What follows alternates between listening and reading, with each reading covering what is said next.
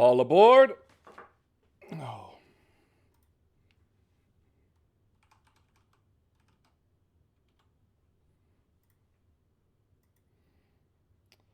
I always have to forget something.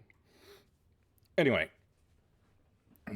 today we begin the final case of the Phoenix Wright trilogy. One of the most far-reaching and climactic in the series. Hope you enjoy.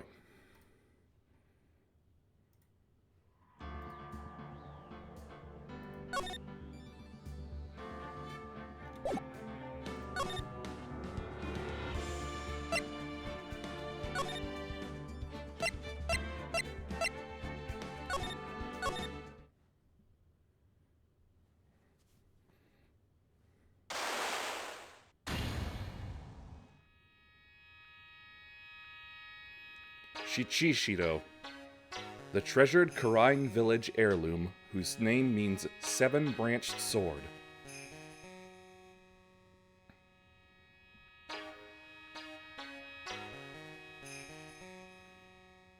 It is said that this sacred sword represents life itself.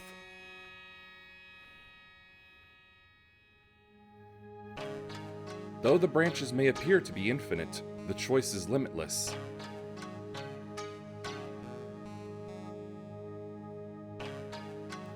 Like our destinies, the sword comes to but one end, one merciless point.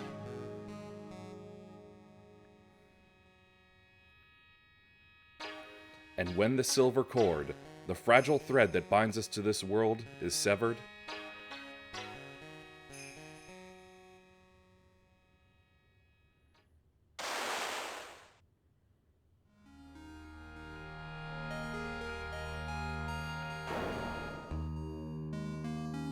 the illusion is revealed, and the implacability of fate is finally laid bare.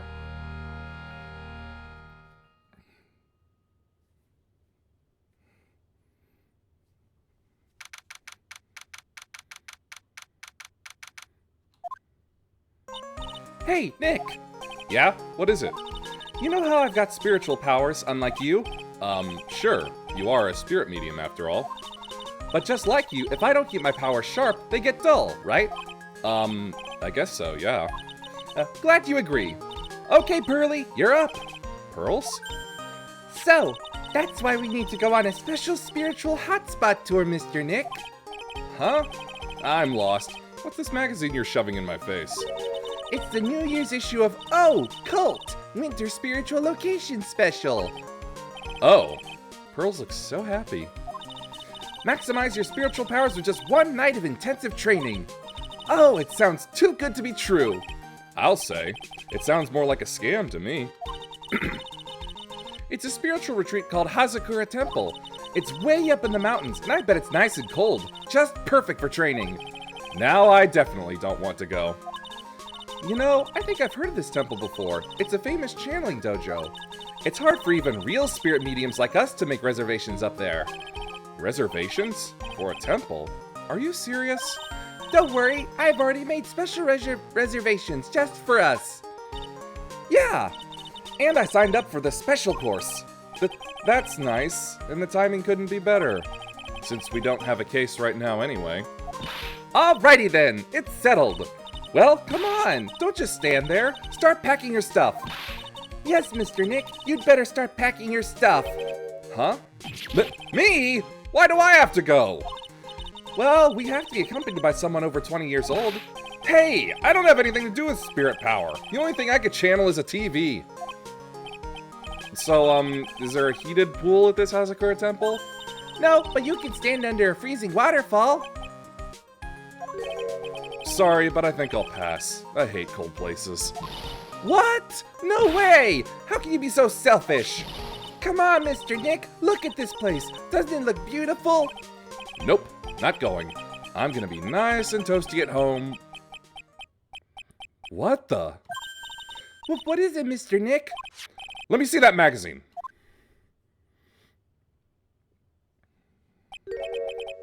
This nun. Is she a friend of yours or something, Nick? This girl. It's... My name is Dahlia Hawthorne. I just want to say, it's an honor for me to be here in your noble presence. Honestly, how can any woman ever count on you for anything? You disgust me. But it can't be. She was found guilty and should still be in prison. Mr. Nick? I'll go. Huh? Hazakura Temple. I said I'll go. Yay! Isn't that great, Pearly? Yes! Oh, thank you, Mr. Nick. You'd do anything for Mystic Maya, right? Even walk over burning coals, right?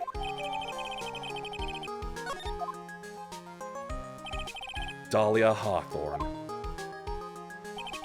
I knew there was no way she could possibly be at that temple. But I just had to see for myself who this nun really was.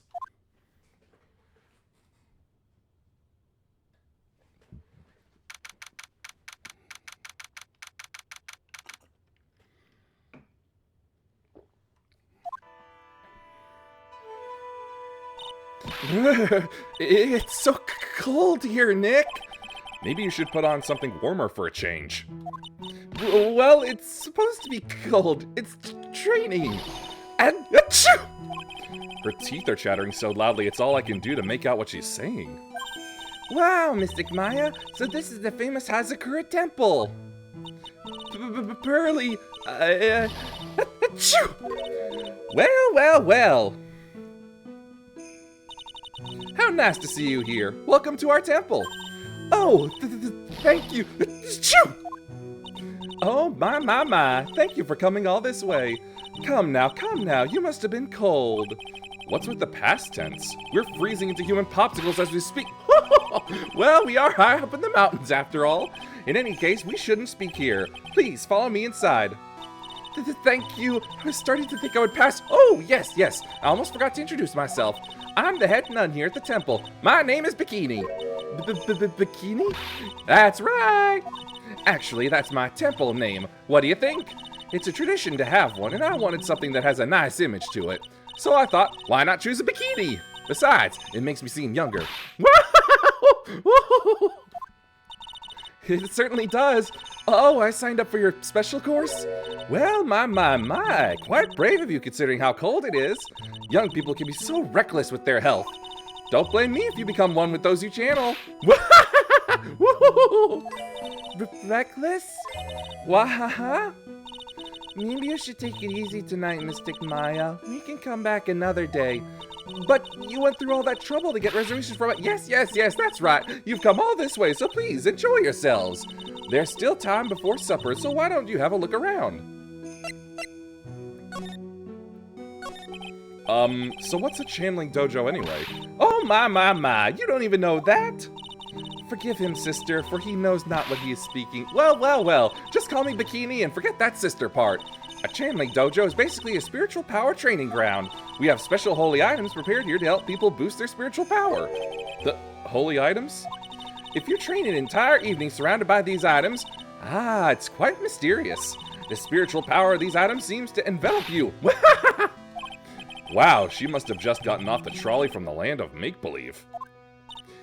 So what exactly is the special course? You must be incredibly devoted to be interested in that at such a young age.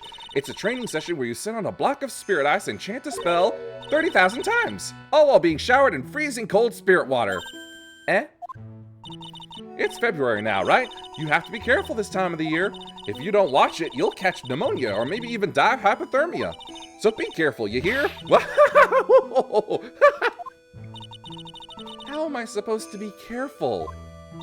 Oh no, I knew I shouldn't have signed Mystic Maya up for this. Sister, about this picture. Well, look at that. I must say I look rather divine here, don't you think? Oh, yeah, unforgettable in every way. You mean it? Oh, I knew it! The makeup was pretty tough, but Iris helped me out. Iris? The cute little girl in the photo. She looks just like me, doesn't she? We're just a small temple here, so she and I run the entire place. Really? That kind of sounds like fun. Sorry to cut in, but this Iris, where is she right now? Oh, just listen to you. You haven't come all the way up here just to find a girlfriend, have you? No. That's not what I had in mind at all.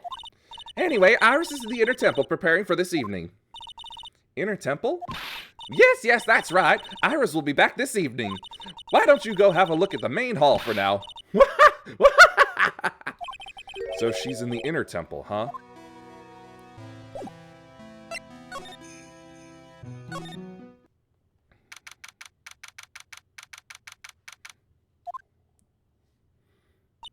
The main hall. I think it's even colder in here. Achoo! Ah, Mr. Nick, do you smell that? It smells like meat and gravy. Yeah, you're right. I guess it's pot roast for tonight. Yum! Weird. I thought they would serve something a little more, well, traditional. What are you talking about, Nick? You think monks and nuns just sit around eating rice gruel all the time? Mystic Maya is right. Ooh, I hope there's mashed potatoes. I love mashed potatoes. What a cute little acolyte. Greetings to all of you. Oh, hello. Wow, this lady makes Maya look like a 6.8 out of 10 on the weirdness scale. Your outfit. Did you come here for the special course too? Unfortunately, no. Actually, I'm... Ah! You're Miss Elise Donim. Yes, that's right. You know of me? My name is Pearl Fay. I'm your biggest fan. Who is she, Nick? I see it now. Zamari! A fortune teller? I've got all your books, Miss Donium. What a sweet thing to say. And please, call me Elise. Books? Mr. Nick, don't you know anything? Don't you even know who this is?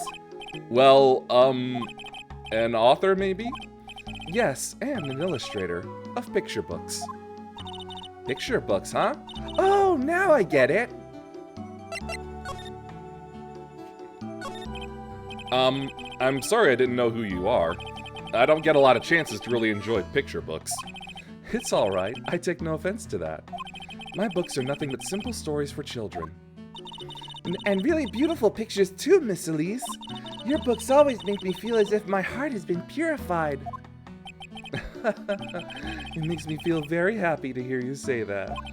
I do have to admit, she certainly seems like a kind, sensitive lady. Miss Elise won an award last year for her book, The Magic Bottle.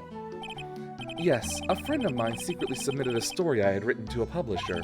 They liked it so much that they asked if it was alright to make it into a book. Wow, it must have been a really great story. Maybe I should try to write a children's book too. If I do, you can secretly send it to a publisher for me, Nick. Recently, I've accepted a sort of apprentice, you might say. An apprentice? He calls himself Loris Denim. I believe he's off doing some landscape sketches now. On Loris's behalf as well, I'd like to thank you for your support. Of course, Miss Elise. Anything for you.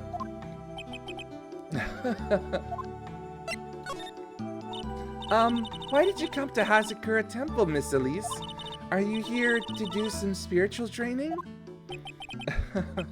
No, that's not it. I'm actually here to gather materials for a new book I'm working on. Wow! I can't wait to read it! Pearls is completely taken with her. I wanted to do a book with a more Japanese feel to it this time. So is that why you're dressed like you are? The children have a certain image of me in their minds. I don't want to disappoint them. What can I say? She's really a sweet lady. Wow, Miss Elise, you're dressed up like a mountain nun. Yes, the good people here were kind enough to let me borrow this. I'm wearing the training clothes underneath my robe as well. I want a staff like that. You like the crystal sphere? It's real amethyst, you know. Maybe we'll find one like that up here on this mountain. Good luck, Nick. I know you'll find me one. Well, you'll have to excuse me now. I have to go help with the dinner preparations. Wow, you mean you're cooking dinner tonight? That's right. Would you like to help too, Pearl? Yes, I want to help with whatever I can. Pearls looks like she just won the lottery. Oh, I'll help too then. No, it's fine. Please don't worry about it. Feel free to relax and explore the area with your friend. Huh? But... Oh, yes. Please take this. I think it will be of help to you. It's a map of the area. We wouldn't want you to get lost now, would we? The inner temple. There it is, on the other side of the bridge. Well, if you insist, I guess we'll take this chance to go check out the other temple. Okay, I'll see you two later then. Remember, you're not allowed to fight. Come on, Nick, let's go. At least we'll stay warm if we keep moving.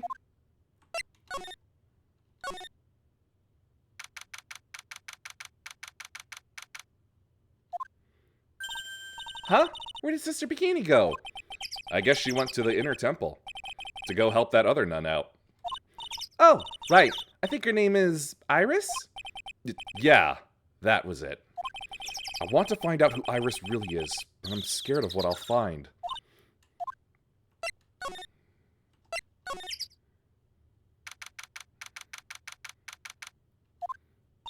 Wow, look at this broken down old bridge, Nick. Yeah, and look at that big canyon below us. Hey, there's a river down there. It looks like it's flowing real fast. What's wrong, Nick? You look like you've seen a ghost. I'm just not very good with heights. Oh, hey, I've got it. Maybe you should face your fear and try hurling yourself off the edge. You know, 1, 2, 3, jump. It might be just what you need to get over your fear of heights. Yeah, death is a real good way to overcome phobias, all right? Anyway, it sure looks like a rickety bridge. Can't argue there. That's probably why it's called Dusty Bridge. Read it again, Maya. It says Dusky Bridge. Well, it's practically the same thing. Anyway, the inner temple is just up ahead, right? So let's go and check it out. Why isn't there another way across?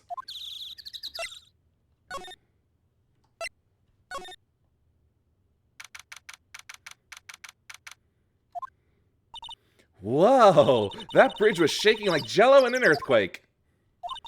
And at least half of the wood on that rickety bridge was rotting, I bet. Not to mention the last part only had like one board left on it. What's wrong with you? Your face is all green. Can you not pick on me for a second? I'm still trying to get over the shock that we made it safely across that death trap.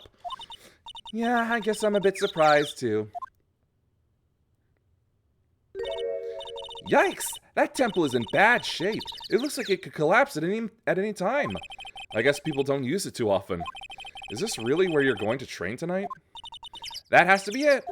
It's kind of creepy around here, like a ghost might jump out at you or something. A spirit medium afraid of ghosts? Isn't it ironic, don't you think?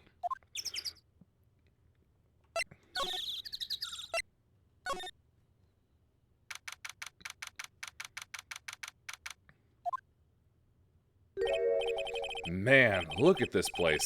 It's just a tiny, freezing cold room. So this is where you'll be both be training, huh? Huh? What do you mean, both? I'm the only one.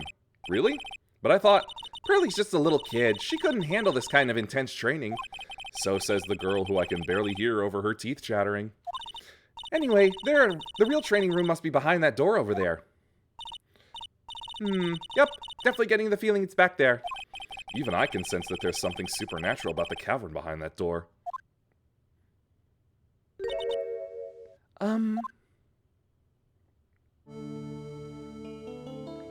Excuse me, but who are you?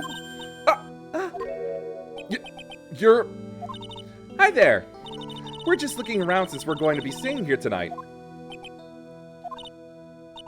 Is something wrong? Oh, no, it's nothing. I wonder why she's spaced out like that. Don't you, Nick? Did you say something, Maya? Not you too, Nick. My name is Iris. I'm one of the nuns here at this temple. I'm Maya Fey. It's a pleasure to meet you. The pleasure is mine. Oh, please excuse me. I have some, chores to attend to.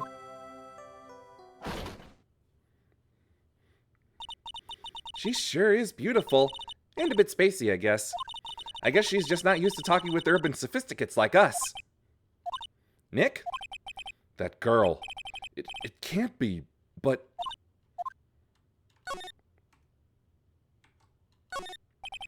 A hanging scroll. It doesn't look that old either. Ah! Ah! What is it? Why did you scream like that? This scroll. It's my mother. What? What?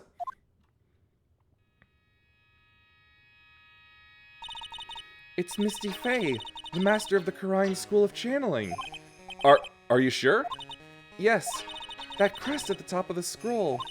That's the special mark of the master of our tradition. So that's what the mark means. What is it? Nothing. It's just that I last saw her over 15 years ago. If it wasn't for that crest, I wouldn't have even known it was her. My own mother. And I can't even recognize her face. Maya.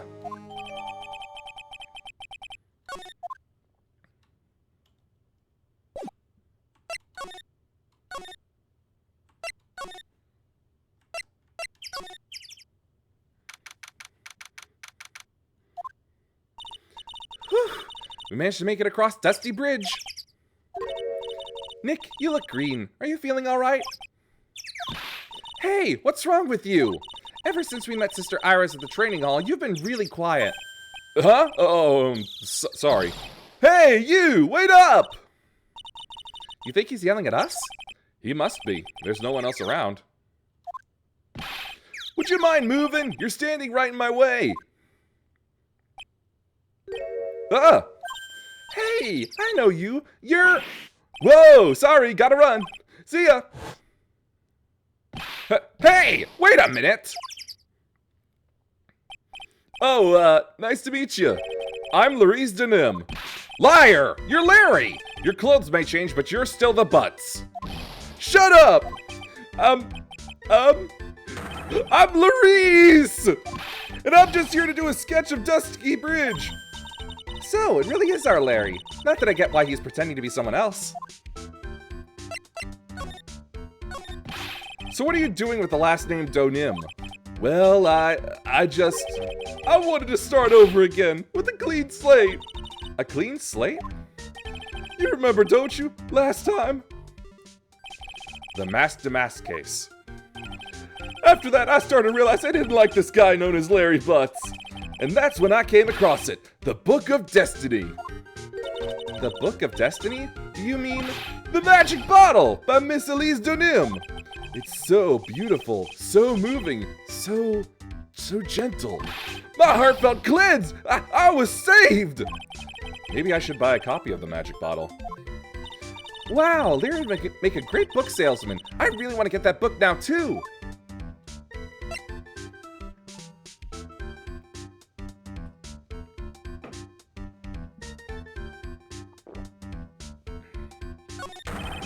She's the most wonderful person I've ever met. I'd follow her anywhere. Well, she certainly is a very elegant lady. You see? Here's the photo I took of her in secret. Wow, that's a beautiful photo. You want a copy, don't you? It's okay, I just happen to have made extra prints. Still, it's kind of hard to imagine you as a picture book illustrator. So tell the truth. You must have some kind of ulterior motive, right? What are you talking about? I don't trust anyone anymore, especially not women. Talk about a bad case of denial. Anyway, can you even draw well enough to make a picture book? Art isn't only about technical skill, you know. It's also about having a pure heart. And that's why I'm asking. Can you draw well enough to make a whole book? Now that you mention it, I wonder. It looks like you still have some doubt in your heart. It's true, I do. But when I first saw her, I felt it. Something inside me ended and something else began. Oh, Larry, it sounds like you've fallen in love with Miss Elise Donim. No, you're wrong. It's not her. It's the other girl. Other girl? Uh-oh. I got a bad feeling about this.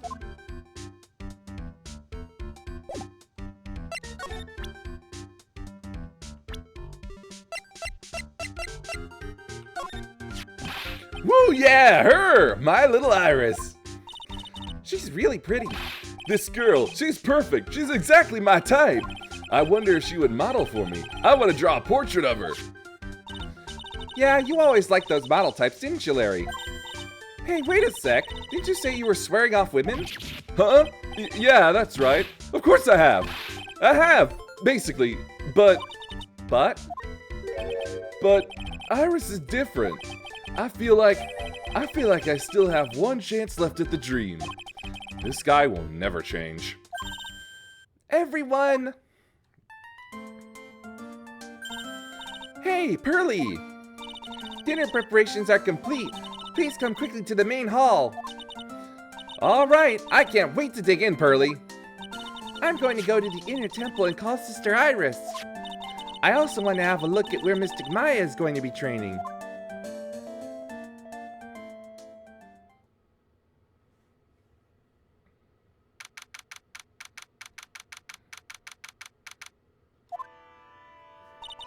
Boy, am I stuffed. Are you sure it's all right to eat that much before your training? Well, this kind of training is a battle of endurance. Mystic Maya, please don't do anything that might put your health at risk. No pain, no gain, I guess. I'm still worried about you. Well, let's not dilly-dally shilly-shally. You must get ready for tonight. Good luck, Maya. All right, here I go. I'll see you all tomorrow, I guess. Iris, please ring the bell at 10 for lights out, all right?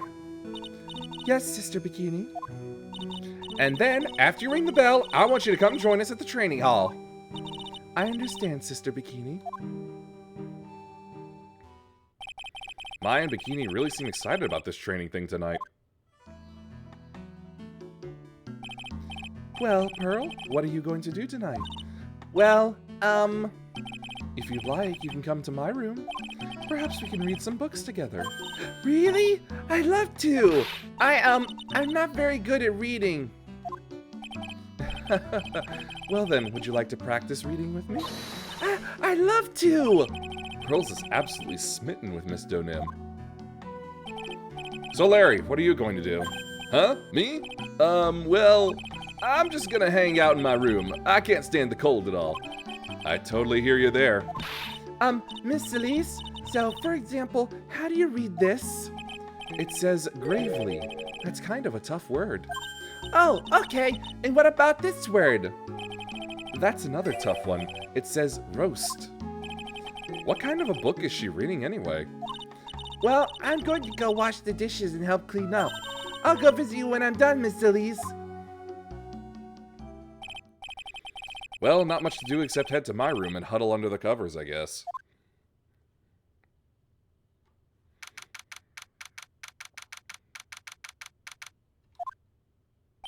Ugh, it's a whole different type of cold up here in the mountains. Ugh, why couldn't the nearest bathroom be just a little closer to my room? Mr. Wright? Yeah! Oh, Miss Donim, are you going to use the bathroom too? No, but have you seen Pearl? No, not since after dinner. I thought she said she was going to go to your room. I know, but she never showed up. I'm going to go look for her. Excuse me. Miss Elise Donim, a woman as mysterious in origin as her last name. But the really mysterious one is... Oh! Sister Iris. Good evening. The really mysterious one is this girl. Are you on your way to the bathroom too, Mr. Wright? I can't let this chance pass me by. I should try to talk with her, and maybe get some answers.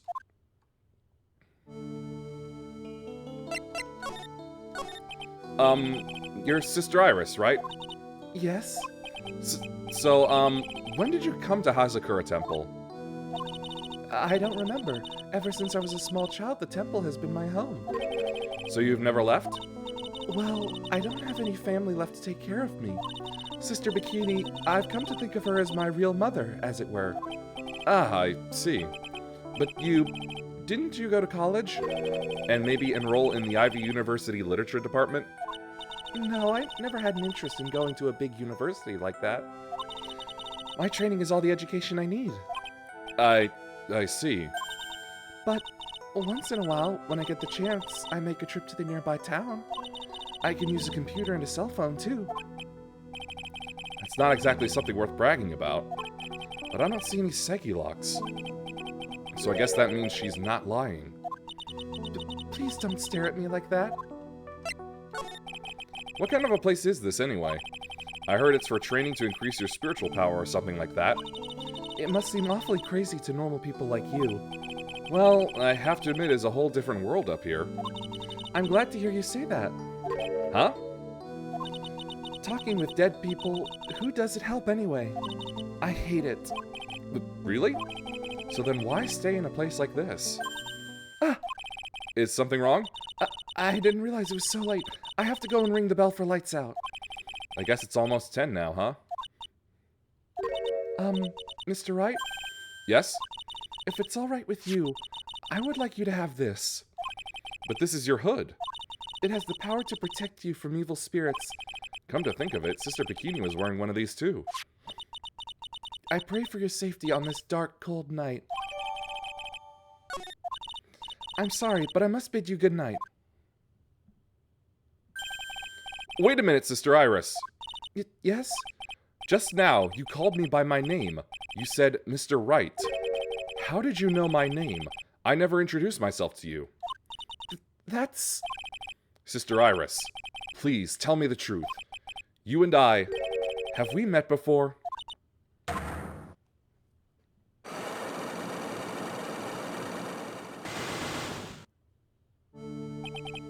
Iris. It's almost 10. Perhaps we can speak again tomorrow.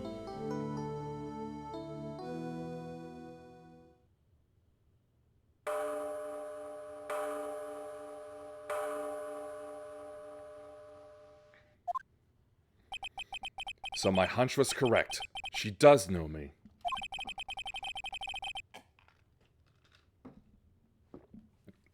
I'll have to try to talk with her again tomorrow.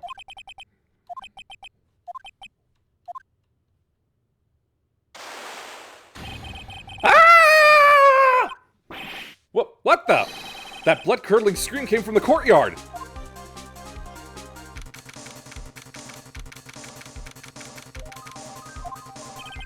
That scream, I'm sure it came from around here. Ah! Someone's there, on the ground. Miss Donim! I just stepped on something soft. Hey! Don't step on my tummy like that!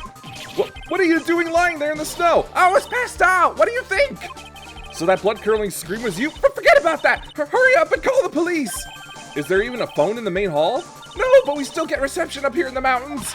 You must have a cell phone on you, right? I didn't bring it with me. Oh, you're useless! I mean, even Iris has a cell phone. We've got no choice. You'll have to use the public phone by Dusky Bridge. Hurry! Hurry! Hurry! Run as fast as you can! Yes, ma'am. If you don't hurry, Iris will... Iris will...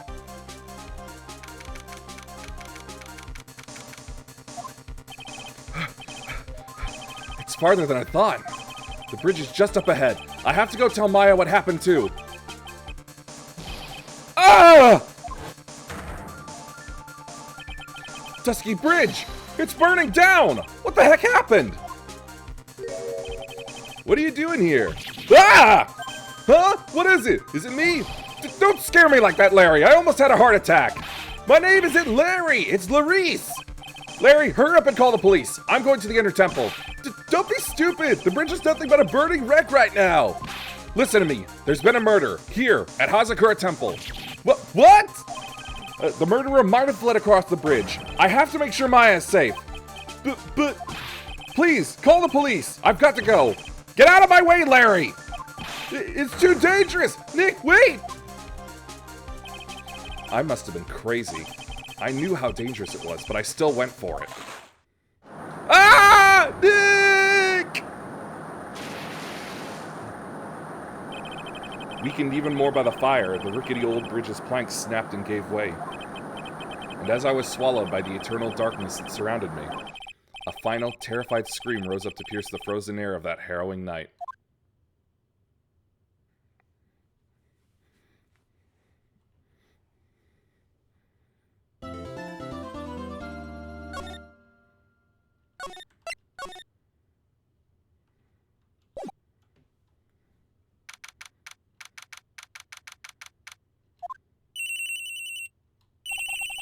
Who could that be at this time of night? Yes, Edgeworth speaking. Edgy, get up! It's an emergency! Huh? Larry, do you know what time it is? It's not Larry, it's Larice! Larice Dodim! This is nothing more than a terrible nightmare. I'll just roll over and... Wait, don't hang up! It's an emergency! It's Nick! He took a really nasty spill! Well, it wouldn't be the first time, so... I'm not joking! His life is in danger! What? What happened? Tell me! Talk about a guy with bad luck! He may already be dead! Anyway, you've got to come back! You're the only one that can help! My Iris, my beautiful Iris, she needs help! Alright, I don't know what's going on, but I'll be there as soon as I can. I'm at the detention center! Please, hurry! It's been 1 year since I left that country. I thought I wouldn't have to see him again for a while. Sounds like it won't be a pretty reunion, as if I expected anything to change.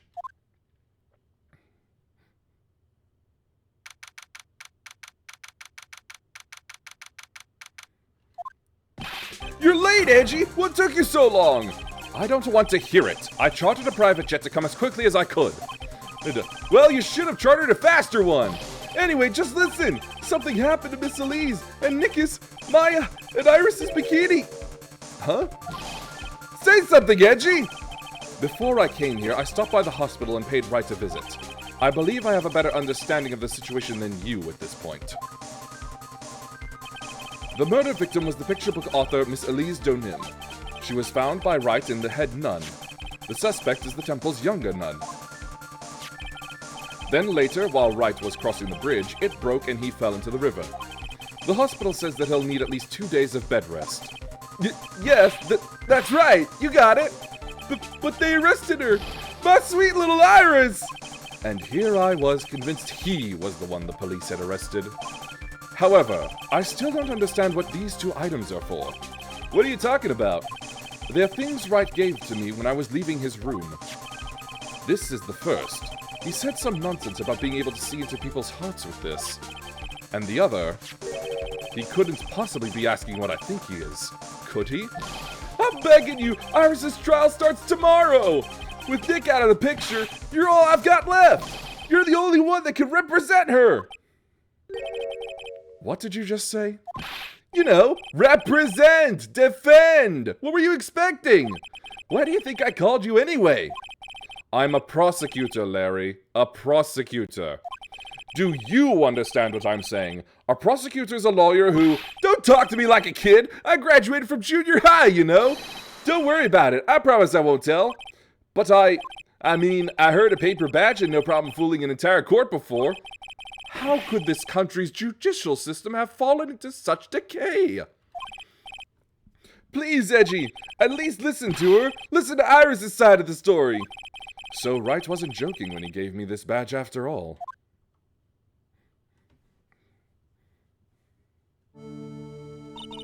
Thank you for coming. My name is Iris. Edgeworth. Miles Edgeworth. I don't know if I can be of any help, but I will at least hear what you have to say about the murder. Mr. Wright, how is he? Mr. Larice said that he might even die. Fortunately, he will be fine. Larry, you moron! How could you say something like that?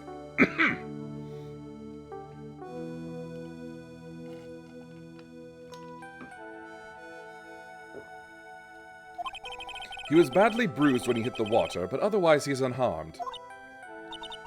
Thank goodness. But he's caught some kind of nasty cold. A cold? He's running a high fever.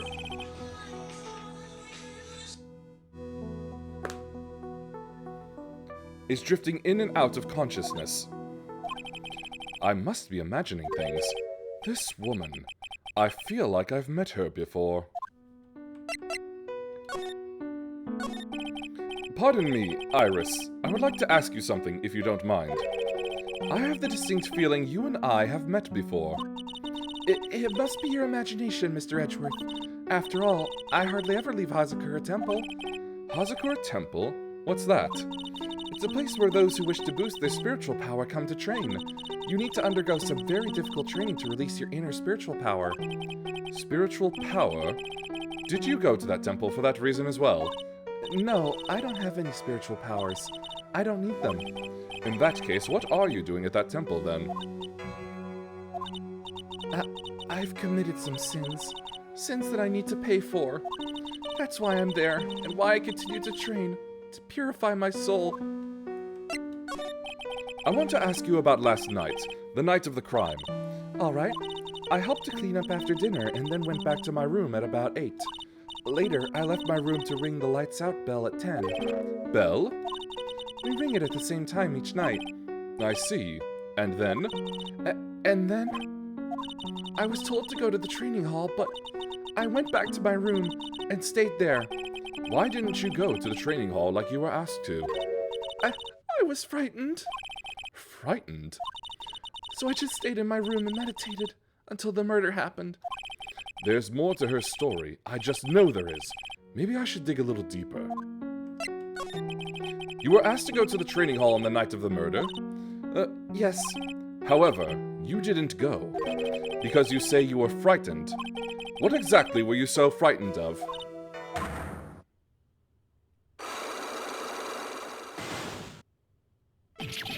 What in the world? Is there something wrong? I'm sorry, it's nothing. It looks like she's not aware of them herself. These must be what Wright was talking about. The Psycho Locks! I believe he said that I need to present this Magatama item to do something.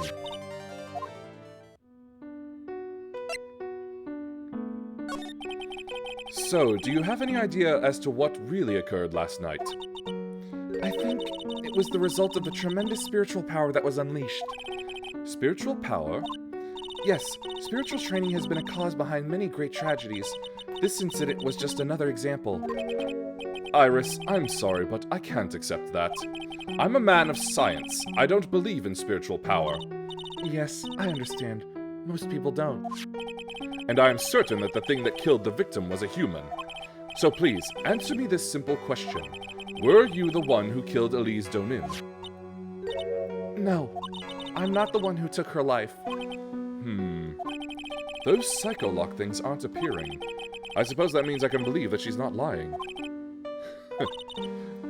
What's wrong?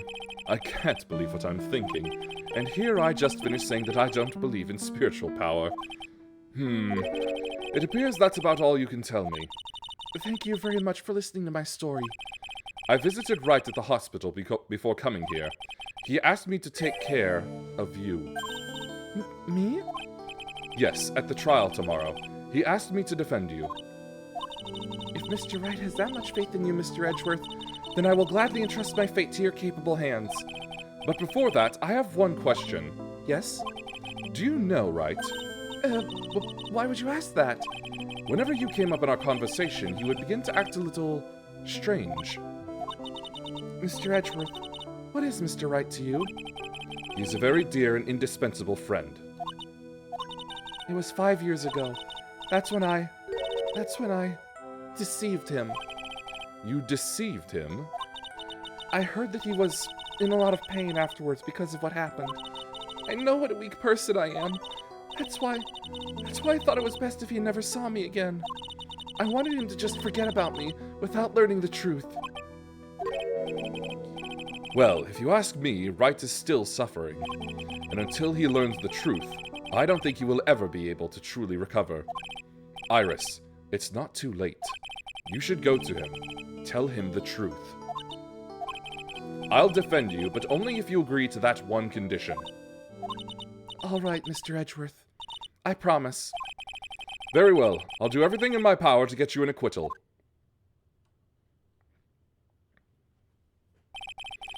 That's enough information gathering for now. I should head to the crime scene.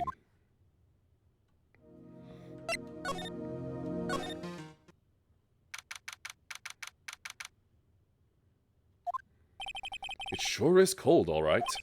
So this is it. Dusky Bridge.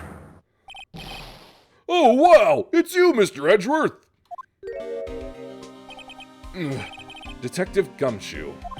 Long time no see! It's been about a year? Or has it been longer? It doesn't matter, Detective. What does matter is why you're shuffling around up here. Oh, ouch! And there's that sharp left jab! Well, I'm happy to see you anyway, Mr. Edgeworth. Let me guess. You were transferred by HR to the local precinct? A wise decision. The vast amount of nothing up here should be quite easy to guard. I heard you were back in the country and arranged to come all the way out here. Everybody was real nice. They even let me take charge of the investigation, sir. Gumshoe indeed. Like gum on your shoe, he's impossible to get rid of. I'm supposed to report on the details of the crime scene, sir. Anyway, here I am, Detective Dick Gumshoe, reporting for duty. Great. Thank you, Detective. I thought Prosecutor Godot was gonna get here before me. That guy's a real mystery, I tell you. Prosecutor Godot? So who is this Prosecutor Godot? I've never heard of him.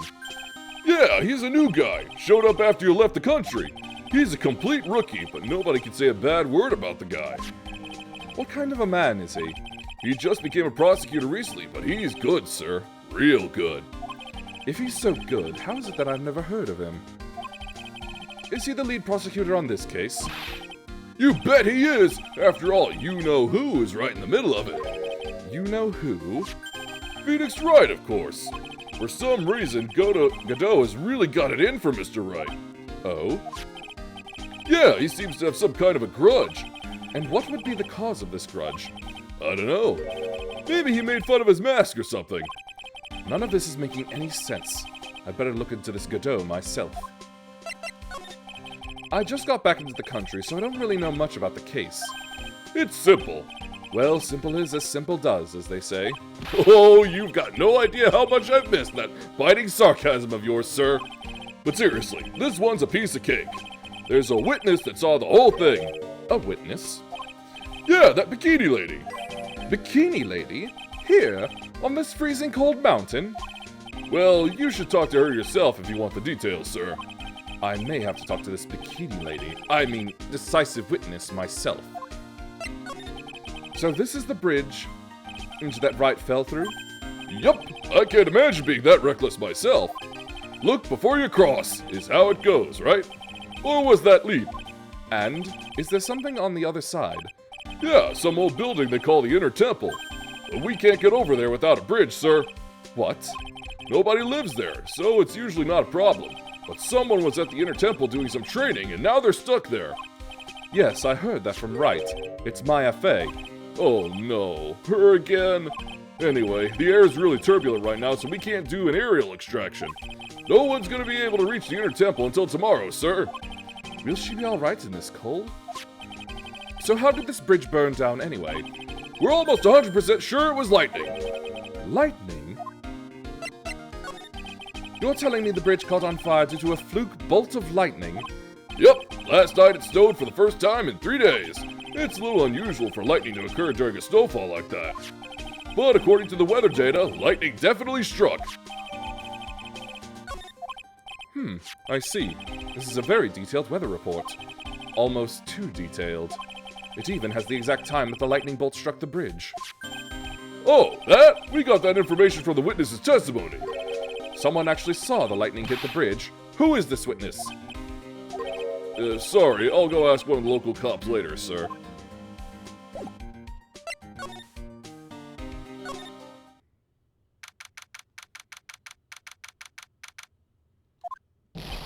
Yo, Edgy! What took you so long? I'm so cold my brain's turned to sherbet. I knew it was a mistake to race back to this country. What do you mean? Wright is going to be fine, and the case itself isn't anything unusual. And I find myself taking a request to defend a woman accused of murder. Hey, wait a sec! Hold it! Objection! What's going on here, Mr. Edgeworth? It's hard to explain, but one thing led to another, and... What kind of lame excuse is that? You call yourself a defense attorney? Prosecutor Edgeworth is a prosecutor, and that's why he's Prosecutor Edgeworth. Prosecutor Edgeworth, defense attorney, just sounds plain old weird, pal. Right, Prosecutor Edgeworth? I'm not sure what role I'm supposed to be playing anymore. Dude, Edgy, I don't see you for a couple of years and your heart turns to sherbet. I'd say more like sorbet. It is rather cold here. Iris didn't murder her! Someone else did! I just know it, okay? So trust me on this one! Ever the romantic, aren't you, Larry? Nevertheless, I'll do whatever I can to prove her innocence. At least until I pass the baton on to Wright, that is. Man, I'm telling you, Iris is so cute. Right, Edgy? You think so too, don't you? What's wrong? Why are you so quiet? To put it simply, your comment has me highly concerned. Could it be that the reason you think she's innocent... And come on, a girl that cute can't possibly be a murderer. I was right after all. I should never have come back. No, don't worry. I see things for how they really are this time, honest. If I had a penny for every time he said that... It's just that, well, Iris is a delicate flower. You can't force things too much. Know what I mean? Huh? I have no idea what you're talking about, Larry. Oh. Forget it. I didn't say anything. Larry, where were you? And what were you doing on the night of the crime? Larry? What? Don't tell me. You think I might have done it? What? Get lost! Go back on your charter jet and get out of my sight, you creep! And I hope your plane crashes and you die! I'll ask just one more time. On the night of the murder, where were you and what were you doing?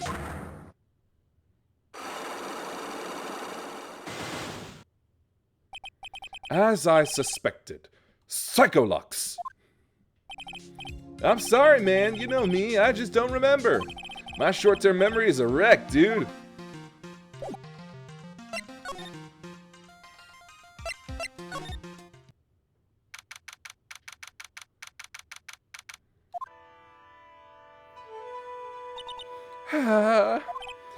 Hey, hello there. So how are you feeling? All right, I suppose. Huh? Who is this man? My name is Miles Edgeworth. My, handsome boy such as yourself is always welcome. If circumstances were so tragic, I might just... Please don't call me boy. I'm sorry to trouble you, but I'm looking for a woman in a bikini. Well, you have found her. Now, what can I do for you?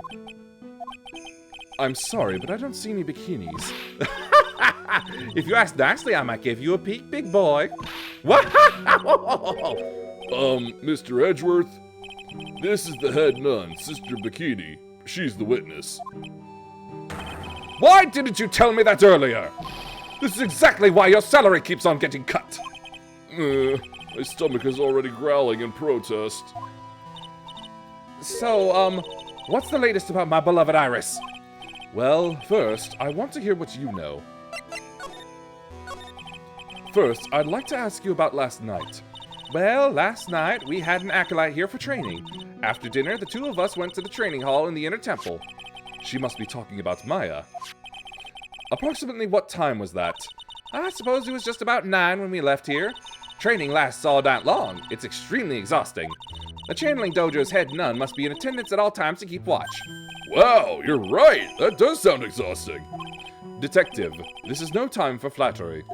Sorry. Sometime around 11, you witnessed the incident in the courtyard? But your duty was in the inner temple. Why did you come back here? The way you're staring at me, I'm starting to get goosebumps. I'm starting to get goosebumps myself, but for a decidedly different reason. You get the chills pretty easy, don't you, Mr. Edgeworth? All right then, I'd like you to tell me exactly what you saw in the courtyard. It must have been past 11. No, I can't say it. It's too much for my poor heart. Hey, calm down, lady. Let go of my tie. I saw 2 people. One of them was lying on the ground. The other one was stabbing her from the back with a sword. Did you see this criminal with your own eyes? I didn't want to believe what I was seeing, but it was Iris. You must have been quite shocked. Of course she was. Try putting yourself in her shoes. It'd be like if you were stabbing Mr. Edgeworth smack in the middle of a courtroom. And I happened to witness it from the witness stand. I'd be pretty shocked too. I know it sounds insane, but that's what I saw. And when I finally realized what I was seeing, I screamed. And then I passed out. Unfortunately for us, her testimony seems to be pretty solid. However, the idea of Iris doing such a foul act seems unnatural. Unnatural? The girl I know simply isn't capable of this sort of foulness. I wonder what she means by that.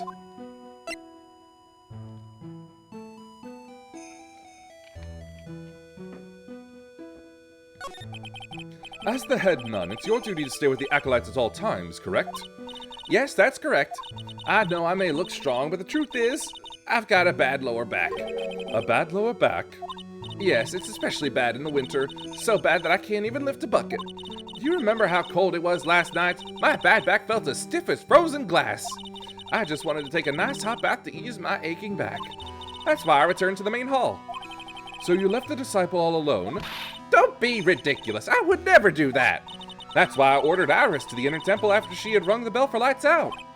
Yes, but she never went to the inner temple, did she? So, did this head nun actually see Iris there? I think I'd better try to get some more details. So who is this acolyte that was to train at the inner temple? Her name is Maya Fey. I treated her very badly, I'm ashamed to say. And after she went through the trouble of signing up for the special course. Special course? It's a training session where you sit on a block of spirit ice and chant 30,000 times. You don't mean to tell me she's still doing that over at the inner temple, do you? No, of course not. You don't have to worry about that one little bit.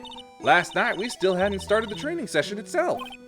Well, that's good to hear. Oh dear, there's one thing I forgot to tell you. Uh-oh, I don't think I like the sound of this. Do you know that small girl? I believe she's Mystic Maya's little sister. Maya has a little sister? Oh, you mean Little Pearl? That's Maya Fey's cousin. Little Pearl? I thought she was going to visit Mystic Elise after we'd finished with dinner cleanup. But I haven't seen her at all since late last night. She's nowhere to be found. You mean she was with the victim? It's all the fault of my stupid, creaky old back. A little girl who was with the victim on the night of the murder is gone. As they say, the plot thickens.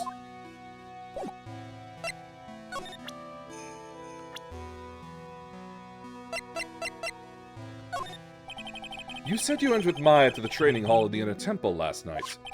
Did you happen to see Iris while you were there? Of course I saw her. I told her to meet us after ringing the 10 and bell for lights out. So you're saying Iris came to the inner temple then? Of course she did. Iris has always been a good, obedient girl. After that, I had Iris help Mystic Maya begin her training. But that doesn't fit with Iris's story at all. She said that she never went to the inner temple. As they say, the plot thickens.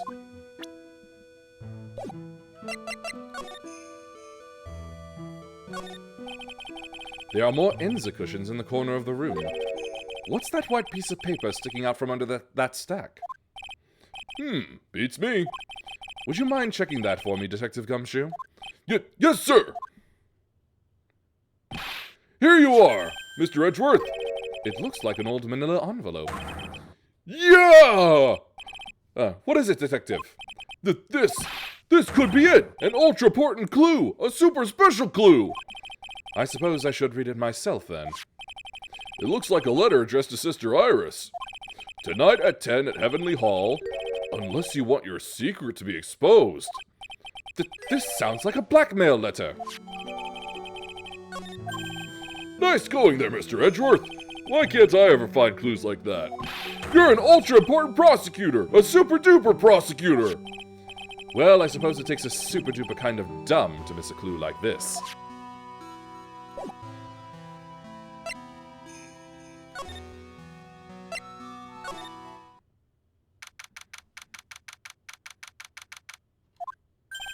And this is where the murder took place, sir. Other than removing the body, we left everything else untouched. Thanks, Detective. I'll just have a look around. It looks like the police are still investigating. Oh yeah, by the way, I thought I'd better ask, just to be sure. Are you really going to defend that nun Iris at the trial tomorrow? Yes, I will. I gave her my word, and now I must follow through with my commitment. Well, in that case, I've got to be careful. Got to make sure I don't leak the prosecution's whole investigation. Don't worry about it, Detective. Just keep your mouth closed, and I think most of it will flow out on its own. You got it, sir. I'll make sure it flows out like water from a tap. Yes, you do that, Detective. Just how much has your runny spout leaked over the years? The victim is the famous picture book author, Miss Elise Donim. Her entire past, up until she won that writing award last year, is a total mystery. It's hard to believe in this day and age you can still find people like that.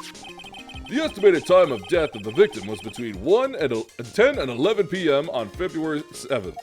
Cause of death was blood loss resulting from a stab to the back by the murder weapon. The murder weapon? The victim was found skewered with a giant sword, sir. That's terrible. Yeah, but there's one strange thing. Yes? The victim's entire body was covered with bruises. The bruises are consistent with falling from the height of a 2-story building. A 2-story building? That would be about the same height as that room in front of us, correct? Hey, you're right! Way to go, Mr. Edgeworth! That just happens to be the room that Elise Donim was staying in. Maybe she was pushed out of the window after she was stabbed by the sword?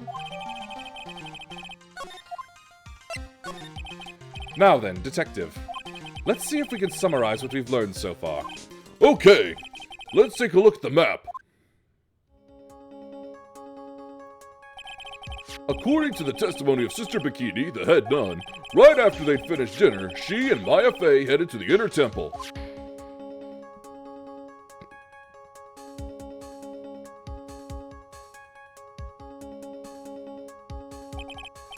At 10 p.m., after ringing the bell for lights out, Iris went to the inner temple.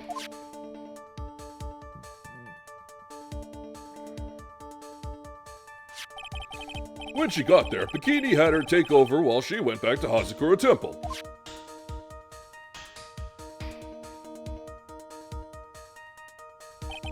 After taking a hot bath to soothe her back, Sister Bikini witnessed the murder in the courtyard.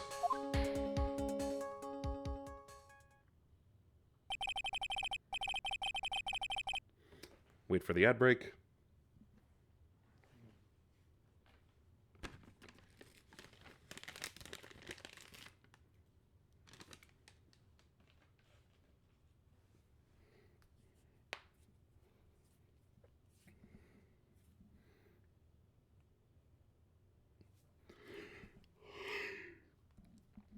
If you want more details, you should ask Bikini herself in the main hall.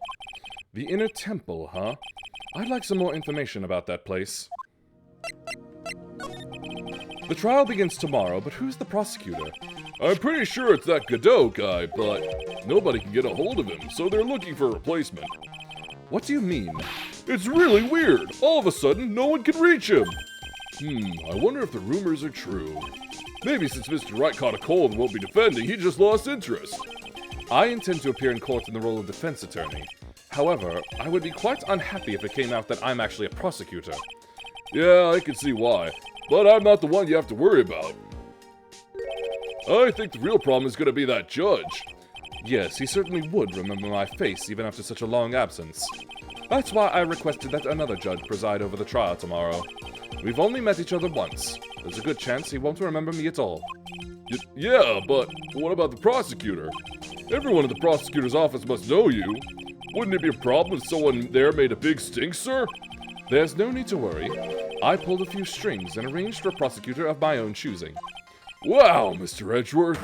I had no idea you had such a powerful string to pull. What is this inner temple that Maya was supposedly training at? According to Bikini, it's an old building they use for training the acolytes. It's on the other side of the Dusky Bridge. The bridge that burned down, huh? Is there anything else on the other side of that bridge besides the inner temple? Nope, not a thing. Nothing? The other side is surrounded by cliffs on all sides. In a way, it's kind of like a little island out there. So the only thing there is the inner temple. I hear it's not the kind of place a person could survive in. Please be alright, Maya.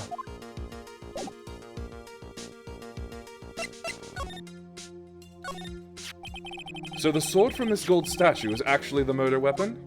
It sure is. It's called a shichishira, by the way. Nasty piece of work, sir. There's still blood on it. I suppose this is the victim's blood? Yup, it's all over the blade. And speaking of all over the blade, there are fingerprints all over the hilt of the shichishira, too. Fingerprints? Naturally, they match the prints we got from the younger nun, the defendant. Her fingerprints are on the murder weapon? What's wrong? You're looking really solemn. Is this how it is for right? Is this what it's like to be a defense attorney? Yeah, I figure it doesn't feel really good. To be honest, it feels more like it's detrimental to your health.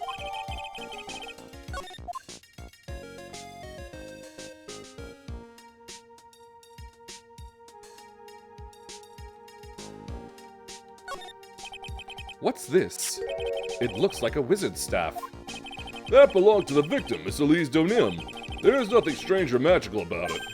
Oh yeah, listen, this is just between us, okay, sir? Yes? What?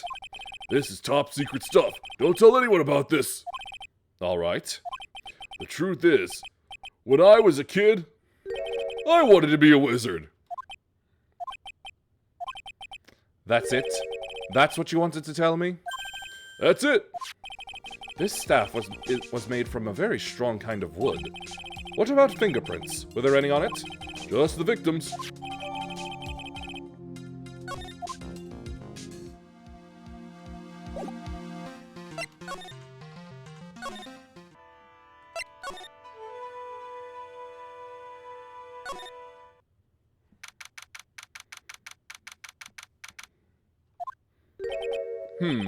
I don't see Larry anywhere. Maybe we scared the poor kid away. His heart was shut tight with a number of psycho locks. I guess I'll have to look for him now. What a thorn in my side.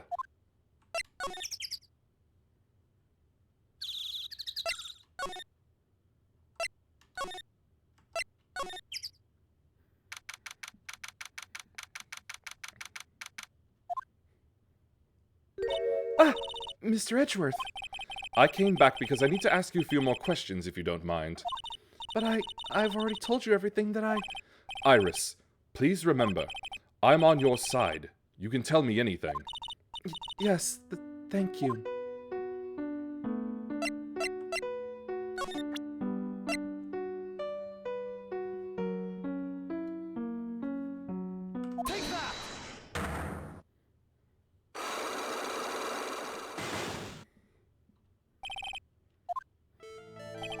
Since I have been handed this case, it is my duty to dig up all the answers. Understand? Yes, sir. The smallest flame can sometimes bathe a case in a whole new light. In my years in court, I've seen it happen over and over again. That's why I'm committed to searching until I have those answers. Now then, is it really true that you didn't go to the inner temple last night? Yes, I swear. I already told you that. Yes, you said you didn't go because you were frightened. That's right. If that's the case, then the obvious question is, what were you so afraid of? Iris, I wonder, is this what frightened you so much that you couldn't even leave your own room? Take that! I found this in the main hall. It is addressed to you. That's... Well, Iris? Why are you glaring at me like that? You were scared of the blackmailer who wrote this to you, isn't that correct? Was it the evidence or the power of my glare that broke that lock? Oh well, I don't suppose it matters either way. But Mr. Edgeworth... Yes? I thought that letter was just someone playing a prank on me. A prank? Well, yes. After all, even if I did have a secret, there's no one to tell it that would cause me any grief. I wonder about that. Sister Bikini is like a mother to me. I would never hide anything from her. No, you may not have anything to hide under normal circumstances. However, last night was different. Unfortunately, I don't know the exact nature of your secret yet. However, whatever it is, there is one person you didn't want your secret told to. Take that! Phoenix Wright. You mean something to Wright, it seems.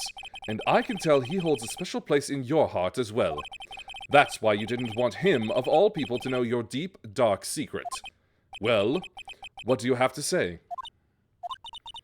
I should have expected as much, especially from a friend of his.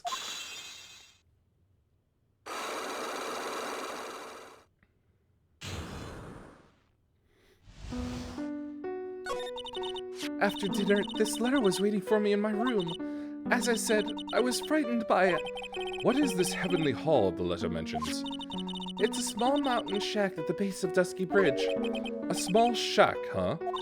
It's more like a broken down shack that no one would ever want to go near.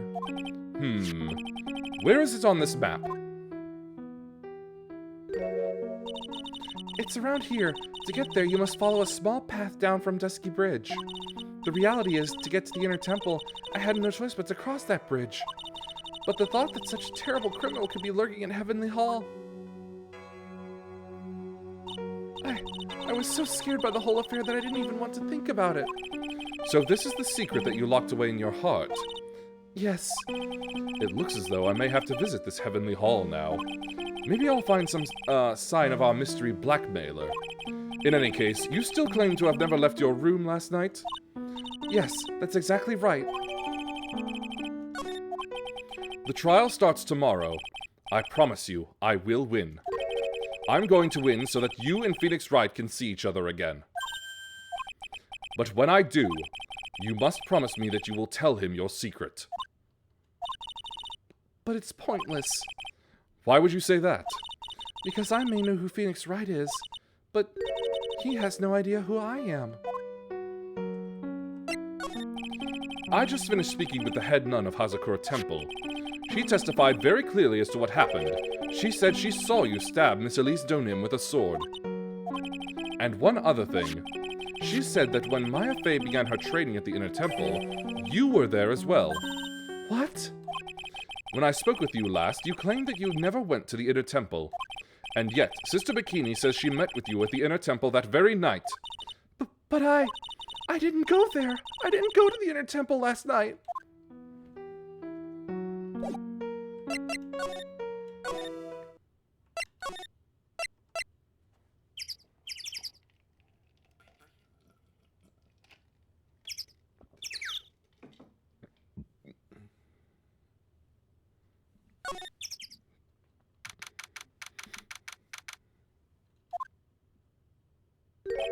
Whoa, not much of a view down here, huh? It's still better than the view from my apartment, though. Someone's here. Hide yourself, detective. Oh, why? Why does this always happen? Whenever I find a girl I like, they always run away. I even chased one of them to Japan. Next is going to be prison, I guess. I'll steal that detective's wallet. That'll get me locked up for sure. Nah, I can't do that to someone who looks like he's down on his luck. He's just talking to himself. Shh! Be quiet and listen. I knew it. I shouldn't have done that. I blew it again. Done that? What did he do, I wonder? Hey, you! About what you just said! I got an objection! What the? Edgy, you dirty rat! Come, Shoo, you oaf! I'm sorry, sir. Before I knew it, I was shouting out objection. And in a loud, commanding voice, too. I even pointed with my pointer finger. You've watched too many trials. I'm sorry. Okay, Larry, the jig is up. What have you got to say for yourself?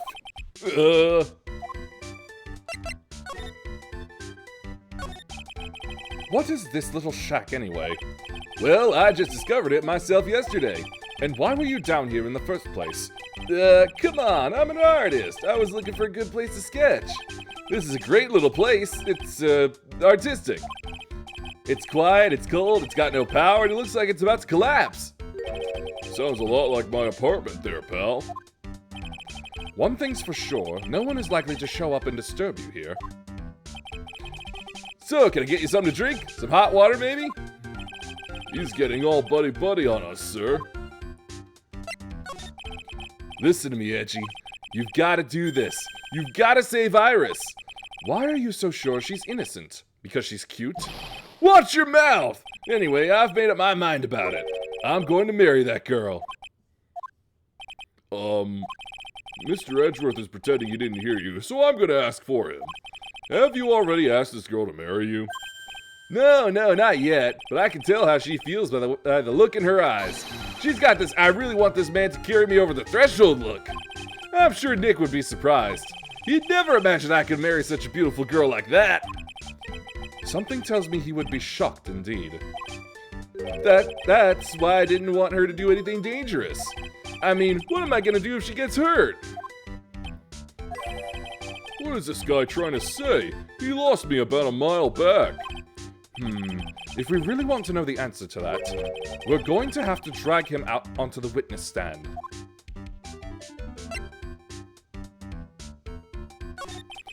Come to think of it, you still haven't answered my question. Where were you and what were you doing last night? Aw, man, don't you have anything else to talk about? With that kind of attitude, you'll never be a ladies' man like me. Okay, chill out with those scary eyes. I got it. If you really want to know, last night, I saw something incredible. Something incredible?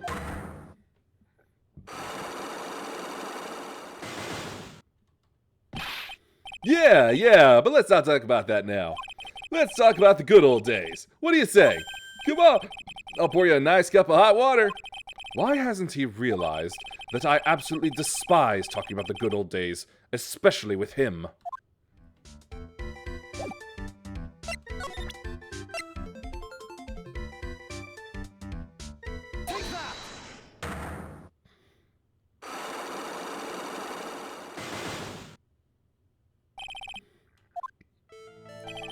Alright, now you're going to tell me what you really saw last night. Whoa, you're really upset, aren't you, Edgy? Okay, I'll talk. Huh? That was a bit too easy. Yeah, anyway, it was awesome. Never seen anything like it. At around 10 o'clock last night, it started thundering. I'd been sleeping, I'm not sure for how long. Suddenly, zing! The world in front of me went white, like I'd just been slapped in the face by my old girlfriend, Naomi. And then it was on fire. The bridge was on fire. Dusky Bridge caught on fire? Are you saying you saw it with your own eyes? Hey, why are you giving me the evil eye? I'm telling the truth. There are still 3 psycho locks remaining. That means he's still trying to hide something. By the way, Larry, where were you when you saw that happen? Where you say? What do you mean? What do you mean, what do I mean? Just answer the question. I was in my own room, by the main hall. Where else would I be? As usual, you're as transparent as an empty jelly jar. The problem, I suspect, lies there. There? What do you mean, there? It's impossible for you to send lightning strike Dusky Bridge from your room.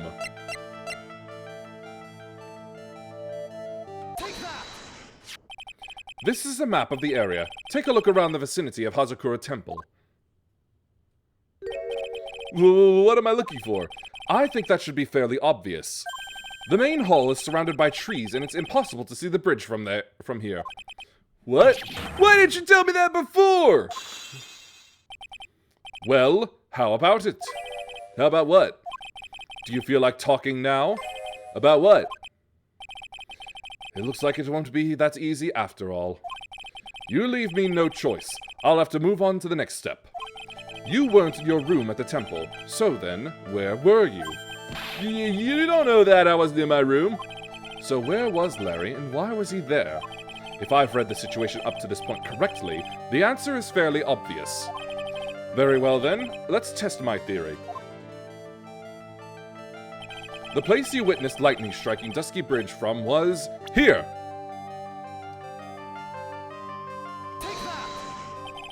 The place you saw the lightning strike from was, naturally, Heavenly Hall. Well, why would I be hanging out in this old shack? It's freezing cold, there's no electricity, and it could fall apart at any minute. Larry, how do you know that anyway?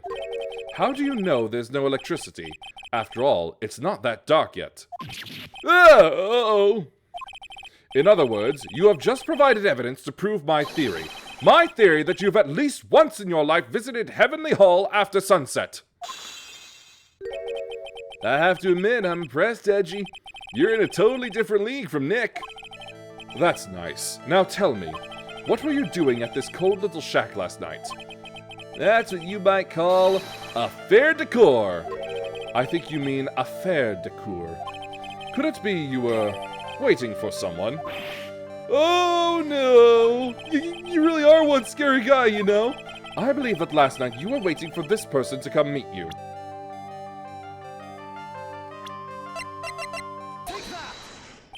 There's only one person you'd wait for in a horrible place like this, Larry. I told you before, don't call me Larry. The person you were waiting for was Iris. Oh, suddenly I feel cold all over, Edgy. No doubt because of my chilly glare. So you think I got the hots for Sister Iris, huh? Do you have some kind of evidence? You got something that proves I was waiting for her? Or are you just guessing?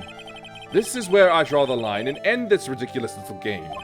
Here's the evidence that proves you were waiting for Iris.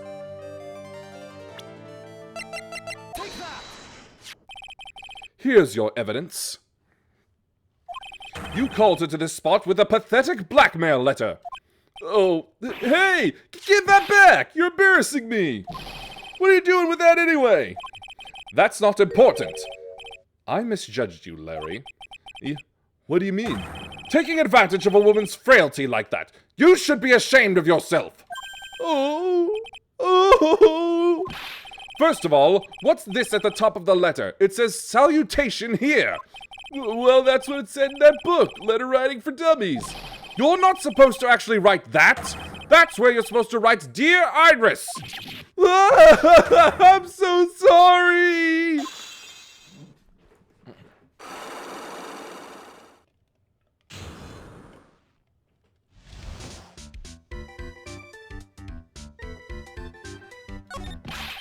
So you were here in Heavenly Hall last night, weren't you, Larry? And you saw the lightning hit Dusky Bridge, didn't you? Sorry, Edgy. Sorry doesn't cut it, you scumbag! Threatening a young lady like that! Wait, hold up. What now, pal? What are you talking about? What threatening stuff? I'll tell you what, you tried to scare Iris by threatening to expose her secret, pal! What do you mean threaten? When did I threaten her? Unless you want your secret to be exposed. That sure sounds like a threat to me, pal! Blackmail, in fact! Give me a break, it's a love letter! Haven't you ever been in love? What did you just say? My love for her burns so hot it can melt all the snow on this mountain. Oh? Then why? What is the secret you mentioned? Come on, Edgy. Don't you get it? I'm talking about the secret love between her and me. Obviously, she wouldn't want Old Lady Bikini to know about it, right? About our hot and sour, bittersweet love affair. All right, then why did you send a love letter in a business-like manila envelope? Give me a break. It's not my fault I didn't have any other envelopes. Yeesh. Then why were you so quick to apologize, pal? It's because Edgy gave me that scary look of his. What's wrong, Edgy? Why are you so quiet all of a sudden? That's it. That's what all those huge locks were about. I don't understand why you were so defensive. Well, I don't know either. I guess the thing is, you shouldn't expect too much from a guy like me. Hey, come on, don't let it get you down. But Mr. Edgeworth, this guy's still hiding something, I know it. What do you mean, Detective? Don't forget what this guy said just a minute ago. If you really want to know, last night, I saw something incredible. He's right. Larry! What? You're looking at me like a hungry dog that just found a bone. What was this something incredible you saw last night? You're going to tell me, Larry, one way or another. I already told you, didn't I? I saw lightning strike Dusky Bridge. Yes, and I believe it was the incredible sight you saw. But now that I think about it, something doesn't quite ring true. What doesn't? If that's all there is to your story, your heart wouldn't have had all those locks. Therefore, Larry, I do believe you saw something last night. Something more incredible than lightning. What? When? Where? Why? How? Hey, what do you think you're doing? If you hide anything from Mr. Edgeworth, I'll arrest you on the spot, pal.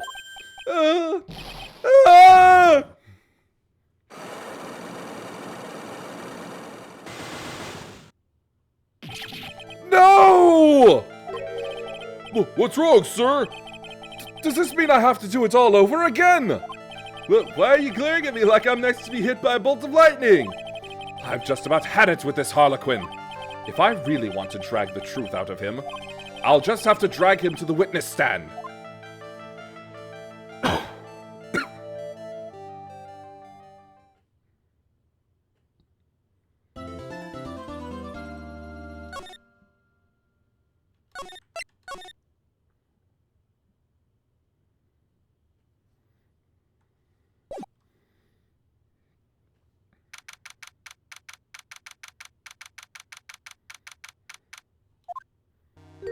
Oh my, Mr. Larice feels that way about me? Apparently, he isn't aware of your real secret at all. This is no time to be embarrassed. I'm sorry. I'm just hardly accustomed to that sort of thing. Worry not. And in any case, whatever it was that he saw on the night of the incident, mark my words, I will drag it out of him. Does that mean Mr. Larice is the witness today? No. I believe that none will be the first to take the stand. Sister Bikini. She claims to have seen the very instant in which you carried out the crime. I just want to ask you one last time. It really wasn't you who killed Miss Elise Donim, correct? That is correct. It wasn't me. Very well then. Mr. Edgeworth? Yes? You are a prosecutor, aren't you? Are you sure about this? If your true identity is revealed... Don't worry, I've made the necessary arrangements. I see. Iris, it is a prosecutor's job to doubt people. But right now, I am a defense attorney. A defense attorney's job is to believe in people, and to believe until the bitter end. That's what my friend told me once. Mr. Edgeworth? I simply ask that you watch and decide for yourself whether or not I am fit to do the task I have been entrusted. Very well, sir. I leave my defense in your capable hands.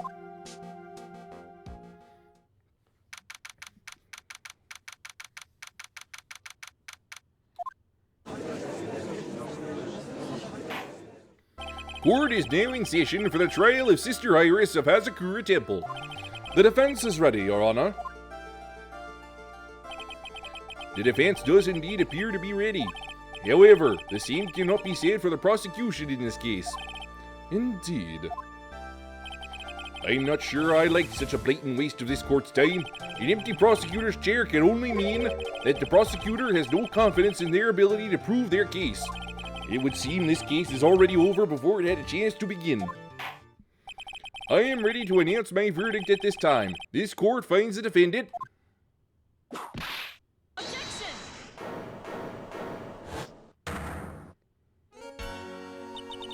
The prosecution stands ready.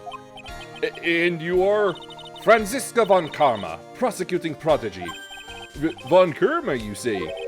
Perchance you wouldn't be of any relation to the legendary prosecutor Manfred von Karma. Legends are a thing of the past. I am a von Karma, that is all. Upon a special request, I flew in today for the purposes of prosecuting this case. You did? Then you must be quite a big shot, eh? By the way, Mr. Edgeworth. Yes, Your Honor? I'm almost certain that I've seen you somewhere before. Or am I just imagining things? You look very much like a prosecutor I met once. I believe you are imagining things, Your Honor. Miss von Karma, do you have anything to say? There is no such weakling as this man among those of the prosecutor's office. There isn't? But I'm sure, once before, in this courtroom... Hey! I told you, there is no such weakling. What is that? A whip? I'm not sure I care for such a thing in my courtroom. Bailiff, remove that whip Hold it! I have no objection to the whip. You don't? The prosecution can wield the whip or drink 17 cups of coffee, but there is still only one untruth. That is what I stand here to prove today.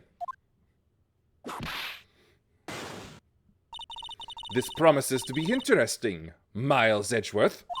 I had expected to face Phoenix Wright here today, but looking at you now... Maybe this is what I have been waiting for all this time. Miles Edgeworth, I will not allow this chance to crush you slip through my fingers. I see you brought your flair for the histrionic. Allow me to add to the things I'm not sure about. People acting bizarrely in my court. Whoa! The stage is set. Now continue with the proceedings, Your Honor. Very well. Miss Von Karma, please give an outline of this case. With as little whipping as possible. The murder victim is the famed picture book author Miss Elise Donim. Her body was found in the Hazakura Temple courtyard. She had been stabbed through the torso by a ceremonial sword from a golden statue. The sword in this picture is the weapon in question, correct? Very well. The court accepts this photo of the crime scene. There is no mistake. This was the doing of Sister Iris. After all, there is a witness to her crime. Very well. Please bring this witness to the stand. And so it begins. My first and last trial as a defense attorney.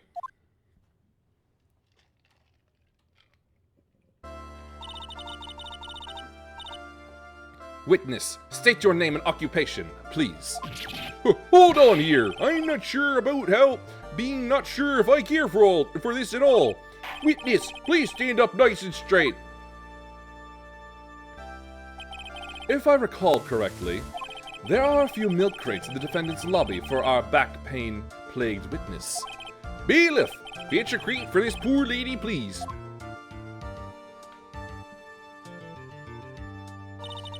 Once again, your name and occupation, please. Little old me? Well, I'm the head nun of Hazakura Temple on Eagle Mountain. My name is Bikini. You got it? Bikini. Nice to meet everyone. But you don't appear to be wearing a bikini right now. Whoa! The courtroom is the garden of holy judgment. Those with lechery in their hearts should leave this sanctuary at once. You want me to leave? No need to get your bikinis in a twist. Let me tell you, I'm a sight to behold in summer. In any case, witness, I hear that you saw the crime take place on the night in question. That's right. I can still hardly believe it myself, to be honest. There's no way dear little Iris could do anything like that. Let us hear what you have to say then. First, tell us about your own movements that night, eh?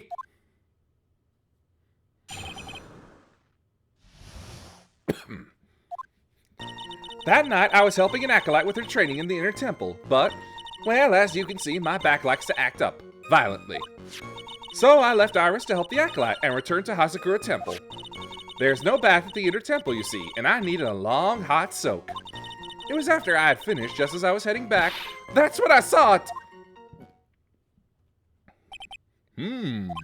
So it was simply coincidence that you found yourself returning to Hazakura Temple? Yes, you could say that. If my back hadn't been in so much pain, I would have stayed at the inner temple. That sounds like a pretty important statement she just made. There's only one problem with this testimony that I can see. And you're not about to fall at the first hurdle now, are you, Miles Edgeworth? Mr. Edgeworth, please begin your cross-examination.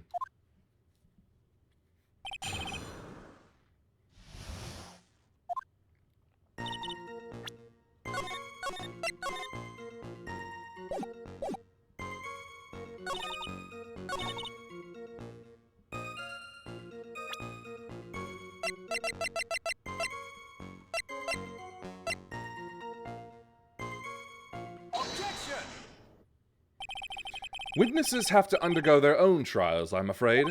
The defendant's fate rests on their powers of observation and memory, after all.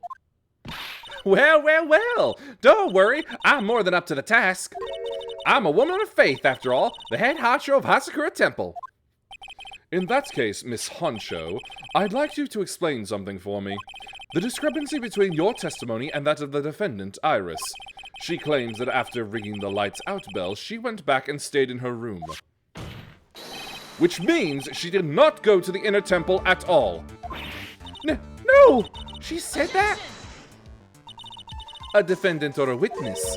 Who is more likely to lie, do you suppose? The defendant is simply lying to cover her back. But that is completely illogical. The murder was committed in the courtyard of Hazakura Temple. Claiming that she went to the inner temple would make for a much better alibi. But that is odd. Whatever the reason, I can't believe that she would lie. She does indeed have honest eyes. Whoa! All people lie. That is my belief. Why am I the only one being whipped in here? Anyway, neither the witness nor the defendant have any reason to lie, which means we must call your memory into question. Dear, dear, dear. You're older than me, and yet you want to play that game, do you? Well, that isn't exactly what I... My memory is perfect, crystal clear, especially in winter. Then, I suppose it's too early to end this cross-examination, eh? Mr. Edgeworth, if you are going to question the memory of this witness, you will need to show me a more decisive piece of evidence. Understood, Your Honor. I was naive to think that alone would do the trick. Then please add your comments about Aboot Iris to the testimony. And let us return to the cross-examination.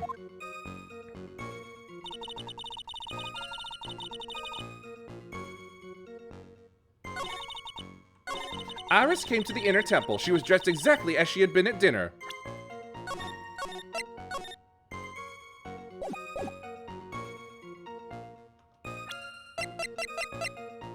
Objection! Witness, let's get one thing straight. The defendant whom you claim to have met, she was wearing this demon-warding hood, correct? Of course. That is a very important piece of clothing, I'll have you know. Wait a minute. Objection! Hold it right there. Why do you have that? That's the question of the day, now isn't it, Miss Von Karma?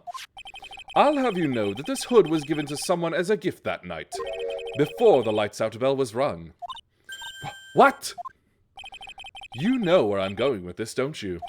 If the witness had seen the defendant as she claims, then the Iris she saw should have been missing this very hood. Well, well, well! It's not a bad feeling at all, exposing contradictions like this. Now I understand that happy look on Wright's face every time he does it. Order! Order in the court! Witness your response. Whoa! Sister, this hood. You have spare ones around the temple, don't you? Spares? Well, I do tend to make too many of them. I see. A stockpile. A surplus of hoods, eh? Each nun is only given one hood. This should be the only hood that Iris owned. And this is quite strange.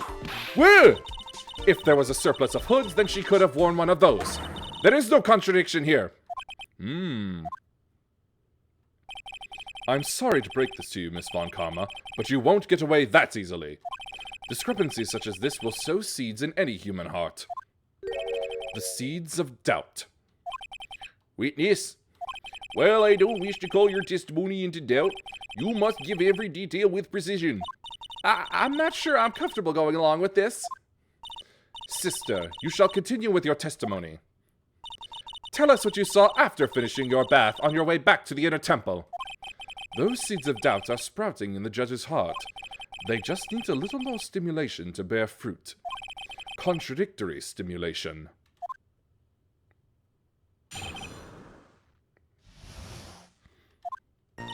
I finished my bath around 11, and I thought I should return to the inner temple. And as I was walking back, I heard a noise from the courtyard. I took a look and Iris was... Oh, Mystic Elise!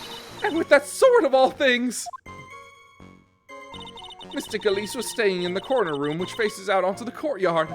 The stabbing I saw must have occurred after she was pushed out of her window. You saw a truly terrible sight, didn't you? If I was in your place, then it would be much like Miss Von Karma whipping Mr. Edgeworth in two in court. And me seeing it all from this very chair. Well, something like that. This judge, his imagination is about as vivid and creative as Detective Gumshoe. I would look the fool if I commented on such foolishness. Anyway, this case is mine, Miles Edgeworth. Calling everyone by their full name. Can't you do something about that habit of yours?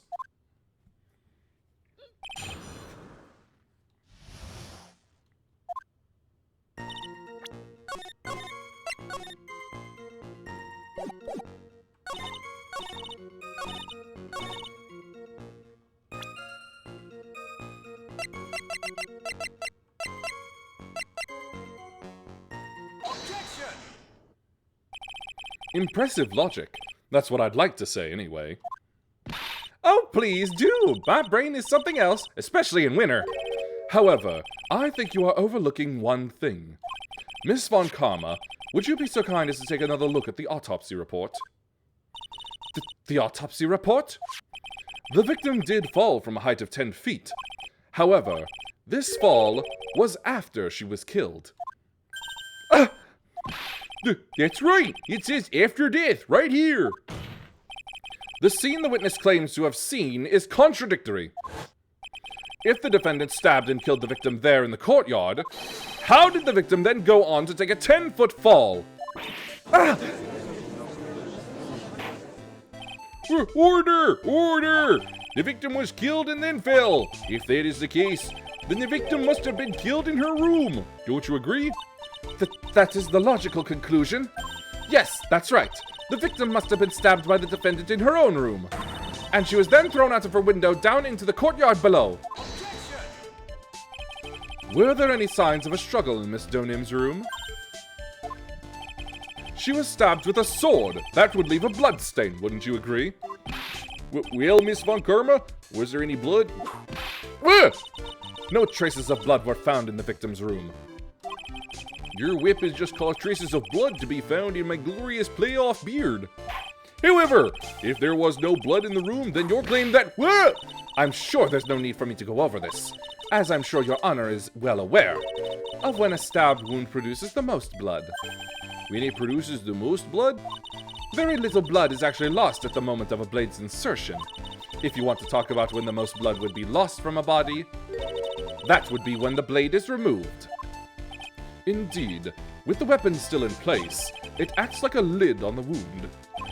It's true. With the weapon still in the body, there wouldn't be much bleeding. A perfectly reasonable line of thinking. We have come to a conclusion then. The victim was thrown out of the window with the sword still in place. This removes all of the contradictions. Order! Order! Order! I must admit that this is a probable version of events. I'd expect no less from Franziska von Karma. She locates and takes control of every vital point. It seems that we need a clearer testimony from the witness. Remove all supposition on your part and tell us only the facts, please. Witness, please, remain standing on the crate. Don't go selling me short now. The weight of winter snow has bent me out of shape, especially my back and my mood. Sister, please give us your testimony. I will give you a vigorous massage once we are finished here. With the whip? Oh boy. All right, all right.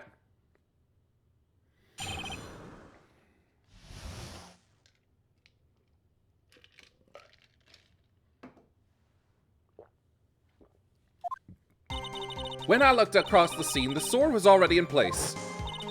Thinking about it now, I didn't actually see her stab Mystic Elise. I've never seen so much blood before. That's when I fainted. You can't blame me, can you? And when I woke, Mystic Ami was stabbing Mystic Elise through the back. This all confirms Miss Von Karma's theory. Von Karma strive for nothing but perfection. Putting together such facts is nothing for me. You should know that, Miles Edgeworth. Perfection is an impossibility, Franziska von Karma. And I'm here to teach you just that.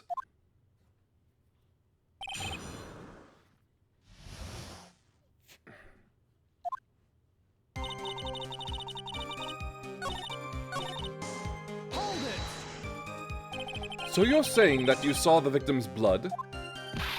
That's right! Some of it had splattered onto Iris, too. When the defendant was arrested, she was meditating in her room, and her blood-flecked clothing was neatly folded in the corner. What? Her clothes were blood-flecked as well? It seems quite conclusive to me. What should I do? Press this point further? Going back to your previous statement, you said that you saw little bleeding when the victim was stabbed, but now you say you saw the victim bleeding? Well, I say Ain't that what I saw is what I saw. What did you see? Maybe I didn't see the poor woman get stabbed, but I saw the girl pull the sword out of her, plain as day. Pulling the sword out? Well, it wasn't exactly pulling. It was more like it came out. Witness, you will add this statement to your testimony. Oh, was that important? More important than you can imagine. I saw the instant in which the blade plunged into the hilt was smoothly drawn out.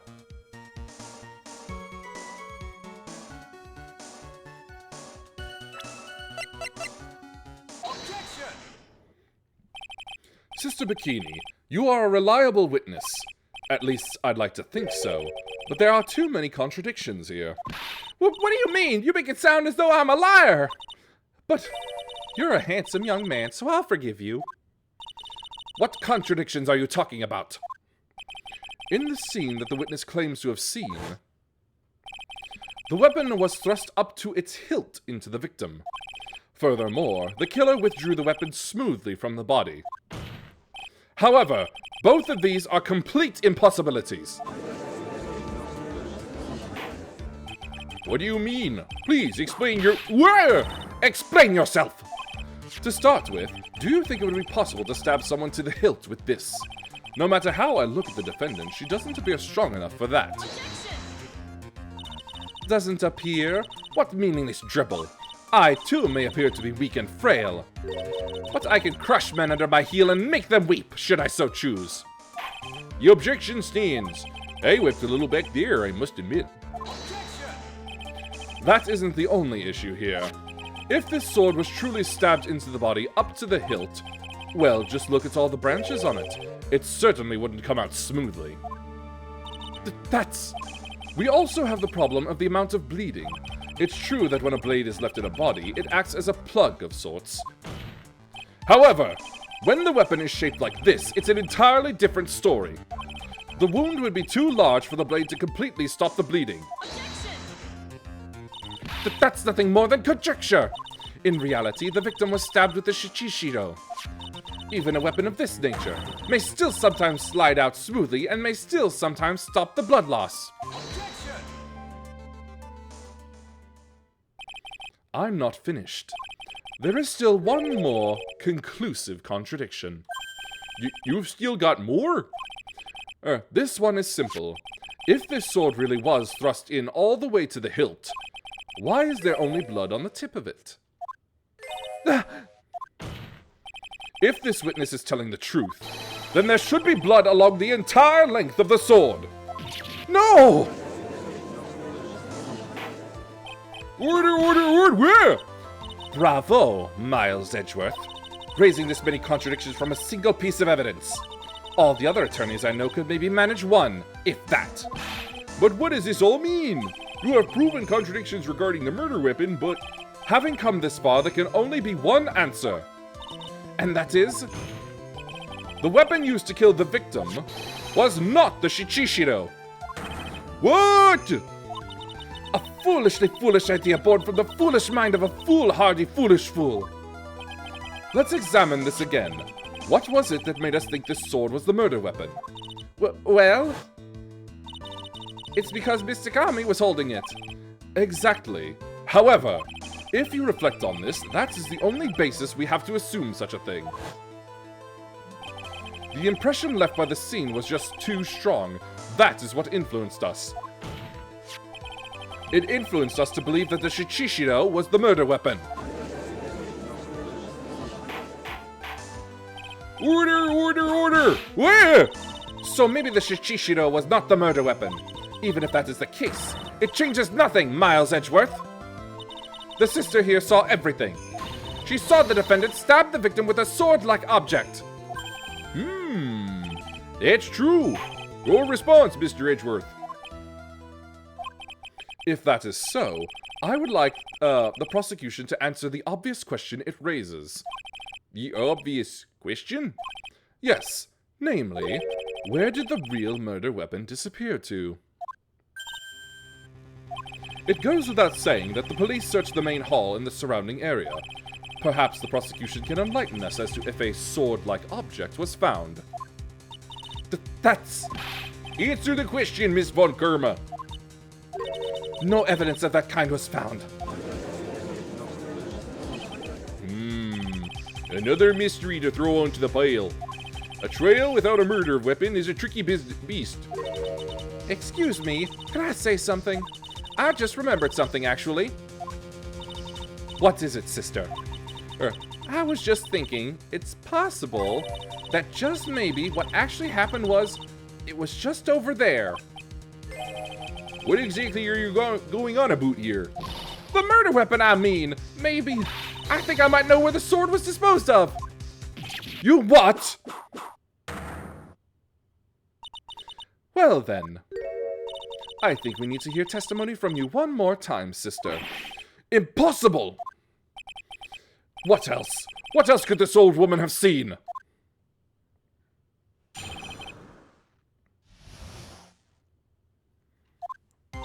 I saw the murder at around 11 p.m.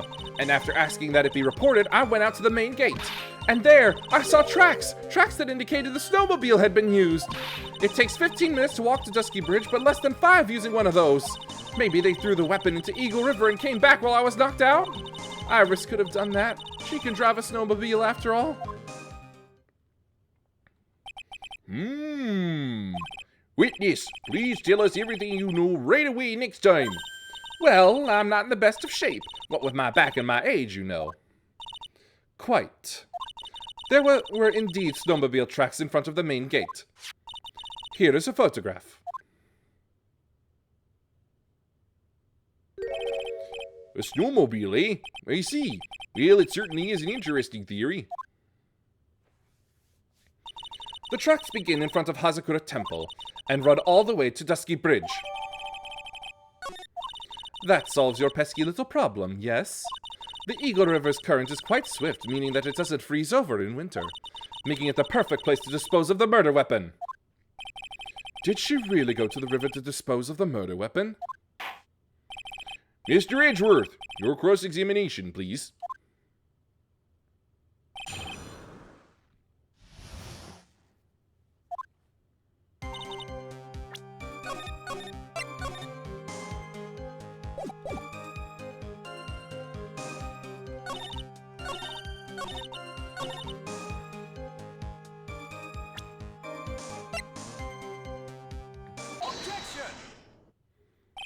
I admit this photograph proves something. It proves that the snowmobile was used on the night of the murder. You finally accepted the inevitable, it seems, Miles Edgeworth. However, if what the witness says is true, then why is there only one set of tracks? What do you mean? Iris left Hazakura Temple, threw the weapon into the river, and then returned. If this was the case, then naturally there should be two sets of tracks in the snow. Those from heading out to the bridge, and those from coming back. Ah, you're right. You are forgetting one thing, Miles Edgeworth. On the night of the murder, it was snowing. The tracks leading to the bridge were erased by the snowfall. This removes your precious contradiction, now doesn't it? I see. While she was at the river, the snow stopped, leaving just the return tracks in the snow. What do you have to say now, Miles Edgeworth? Is there a flaw in her theory? This idea that the snowfall covered one set of tracks?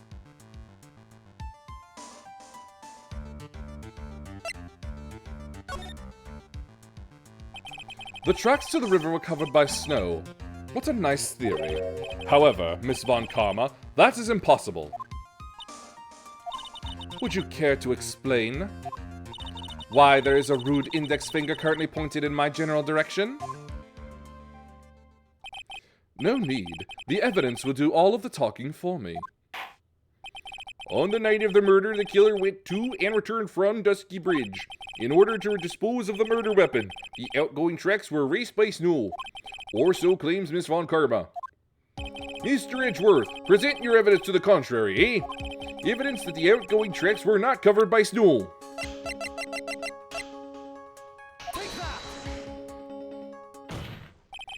Witness, please tell us again what time it was when you witnessed the crime. Like I said, it was around 11. Of course, this means that the weapon was thrown away after that time, correct? On that note, please take a look at this data. It is the weather report for Eagle Mountain on the night of the murder. The weather report? Snow started to fall at 7 p.m., but it stopped at around 10:50. Therefore, when the sister witnessed the crime at 11 p.m., the snow had already stopped falling. It is impossible for any tracks made after that time to have been covered up. Ah! Order! Order! Very well then. It looks like Miss Von Kerma's claim has been snowed in. Yeah! It's too soon to be closing this trial due to snow. Miles Edgeworth, how pathetic of you to rely on the weather of all things. Answer me this then. When is a weather report ever correct? Ah, no, you got it all wrong. This isn't a forecast, this is actual data. Yeah! Forecast data, all weather reports have some inaccuracies. It may have still been snowing in the vicinity well past 11 p.m. It's true, we cannot be totally sure, eh? But what? How did she pull that off? It had stopped snowing at Hazakura Temple when the murder took place.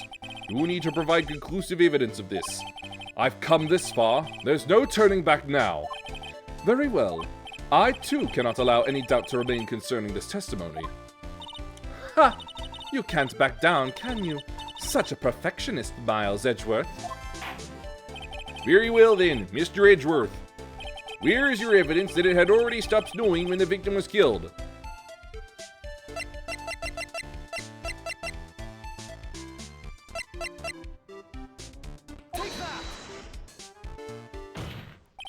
Ultimately, it all comes down to one point, that being whether or not it was snowing on that courtyard when the victim was stabbed. That's right, but proving that is incredibly easy. If we want to know whether it was snowing or not, this photo will tell us everything. Of course, I am referring to the photo of the crime scene. As you can see, everything is covered with snow, with just one exception. And that is the victim herself, Miss Elise Donim. Why is there no snow on top of her? The answer is simple.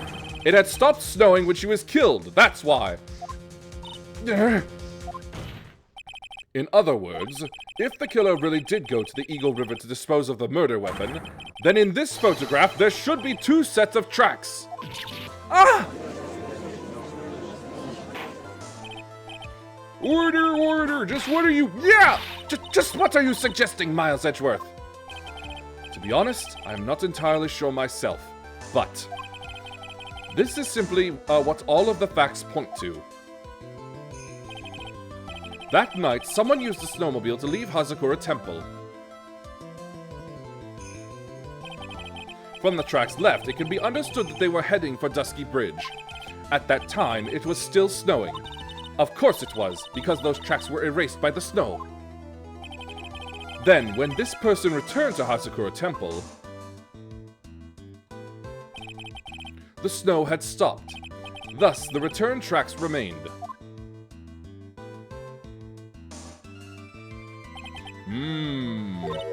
Can I say something? This all sounds a bit fishy to me. What does, sister? There is only one key for the snowmobile. Furthermore, on the night in question, we know that the defendant had it. The key was found in her room after the murder. Which can only mean that night, Iris used the snowmobile to go to the inner temple. But Iris said that she never went there. I should probably press on this point some more when I get the chance. The snowmobile can't cross the suspension bridge, so she must have left it on the Hazakura side of the bridge and crossed on foot.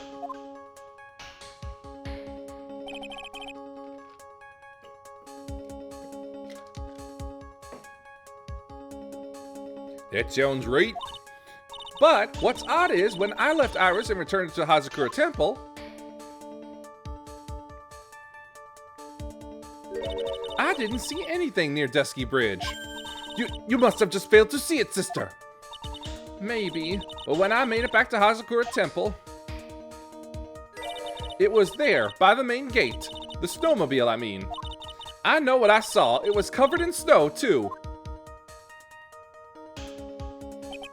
But that isn't possible! Order! Order! Order in the court! What does this all mean? So then what was the snowmobile used for? It wasn't taken by the defendant when she went to the inner temple. If it had been, then the witness couldn't possibly have seen it by the gate. Furthermore, it wasn't used by the killer to dispose of the murder weapon. If that was the case, there should be 2 sets of tracks in this photo. All we know is this. After it stopped snowing, someone used the snowmobile to return to Hazakura Temple.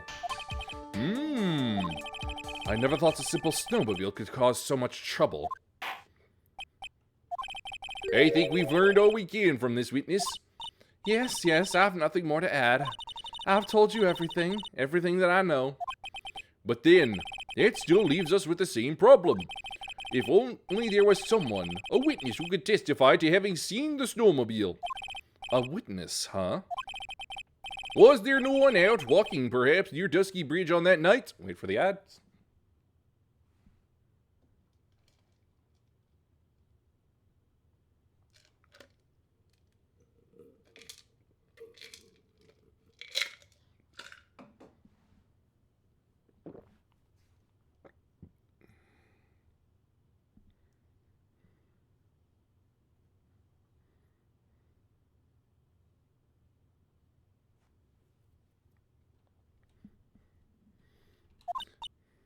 I don't think that's likely. It was cold enough to freeze your ears off. Only an idiot would go out wandering in that. Unless they had something really important to do. That's a shame.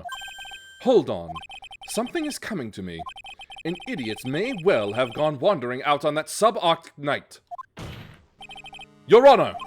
Actually, there just might be one individual who may be of help to us. Really? You know of someone who might have seen the snowmobile on the night of the murder? I don't know for sure if he saw it or not, but there are 2 things about him that do come to mind. Which are? First, that he saw something incredible on the night of the murder. And the second being, this individual that I'm thinking of went wandering outside on that cold night. In other words, he is our kind of idiot. Mr. Edgeworth, who is this idiot you're talking about?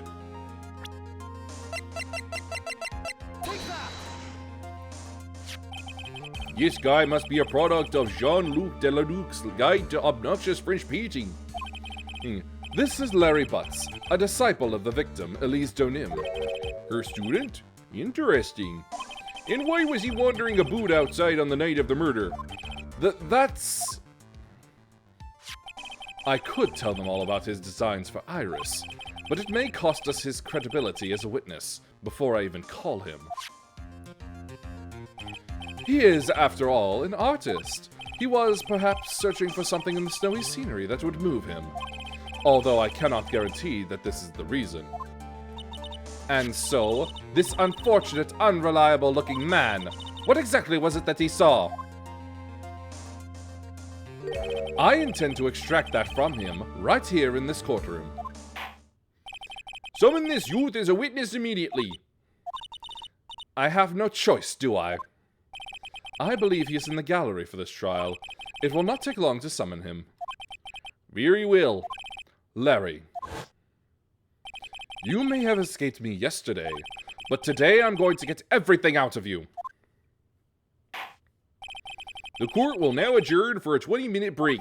Miss Von Karma, please see to preparing the next witness. Understood, Your Honor. Good. Well then, court is now in recess.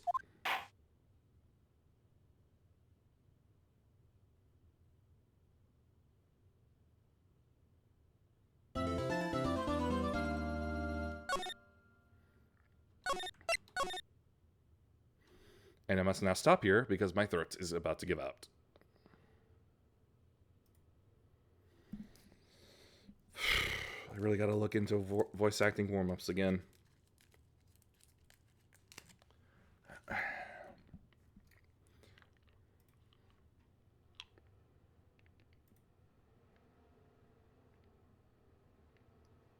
Cough drop, do your thing. Well, I don't see anyone at the moment, so...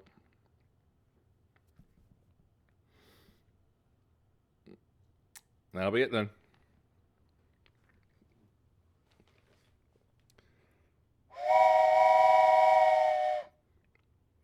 We have arrived at a destination. Please watch your step as you disembark. Please follow if you liked. Thanks for watching. Peace be with you, and may the forces of evil be confused on the way to your home. Bye.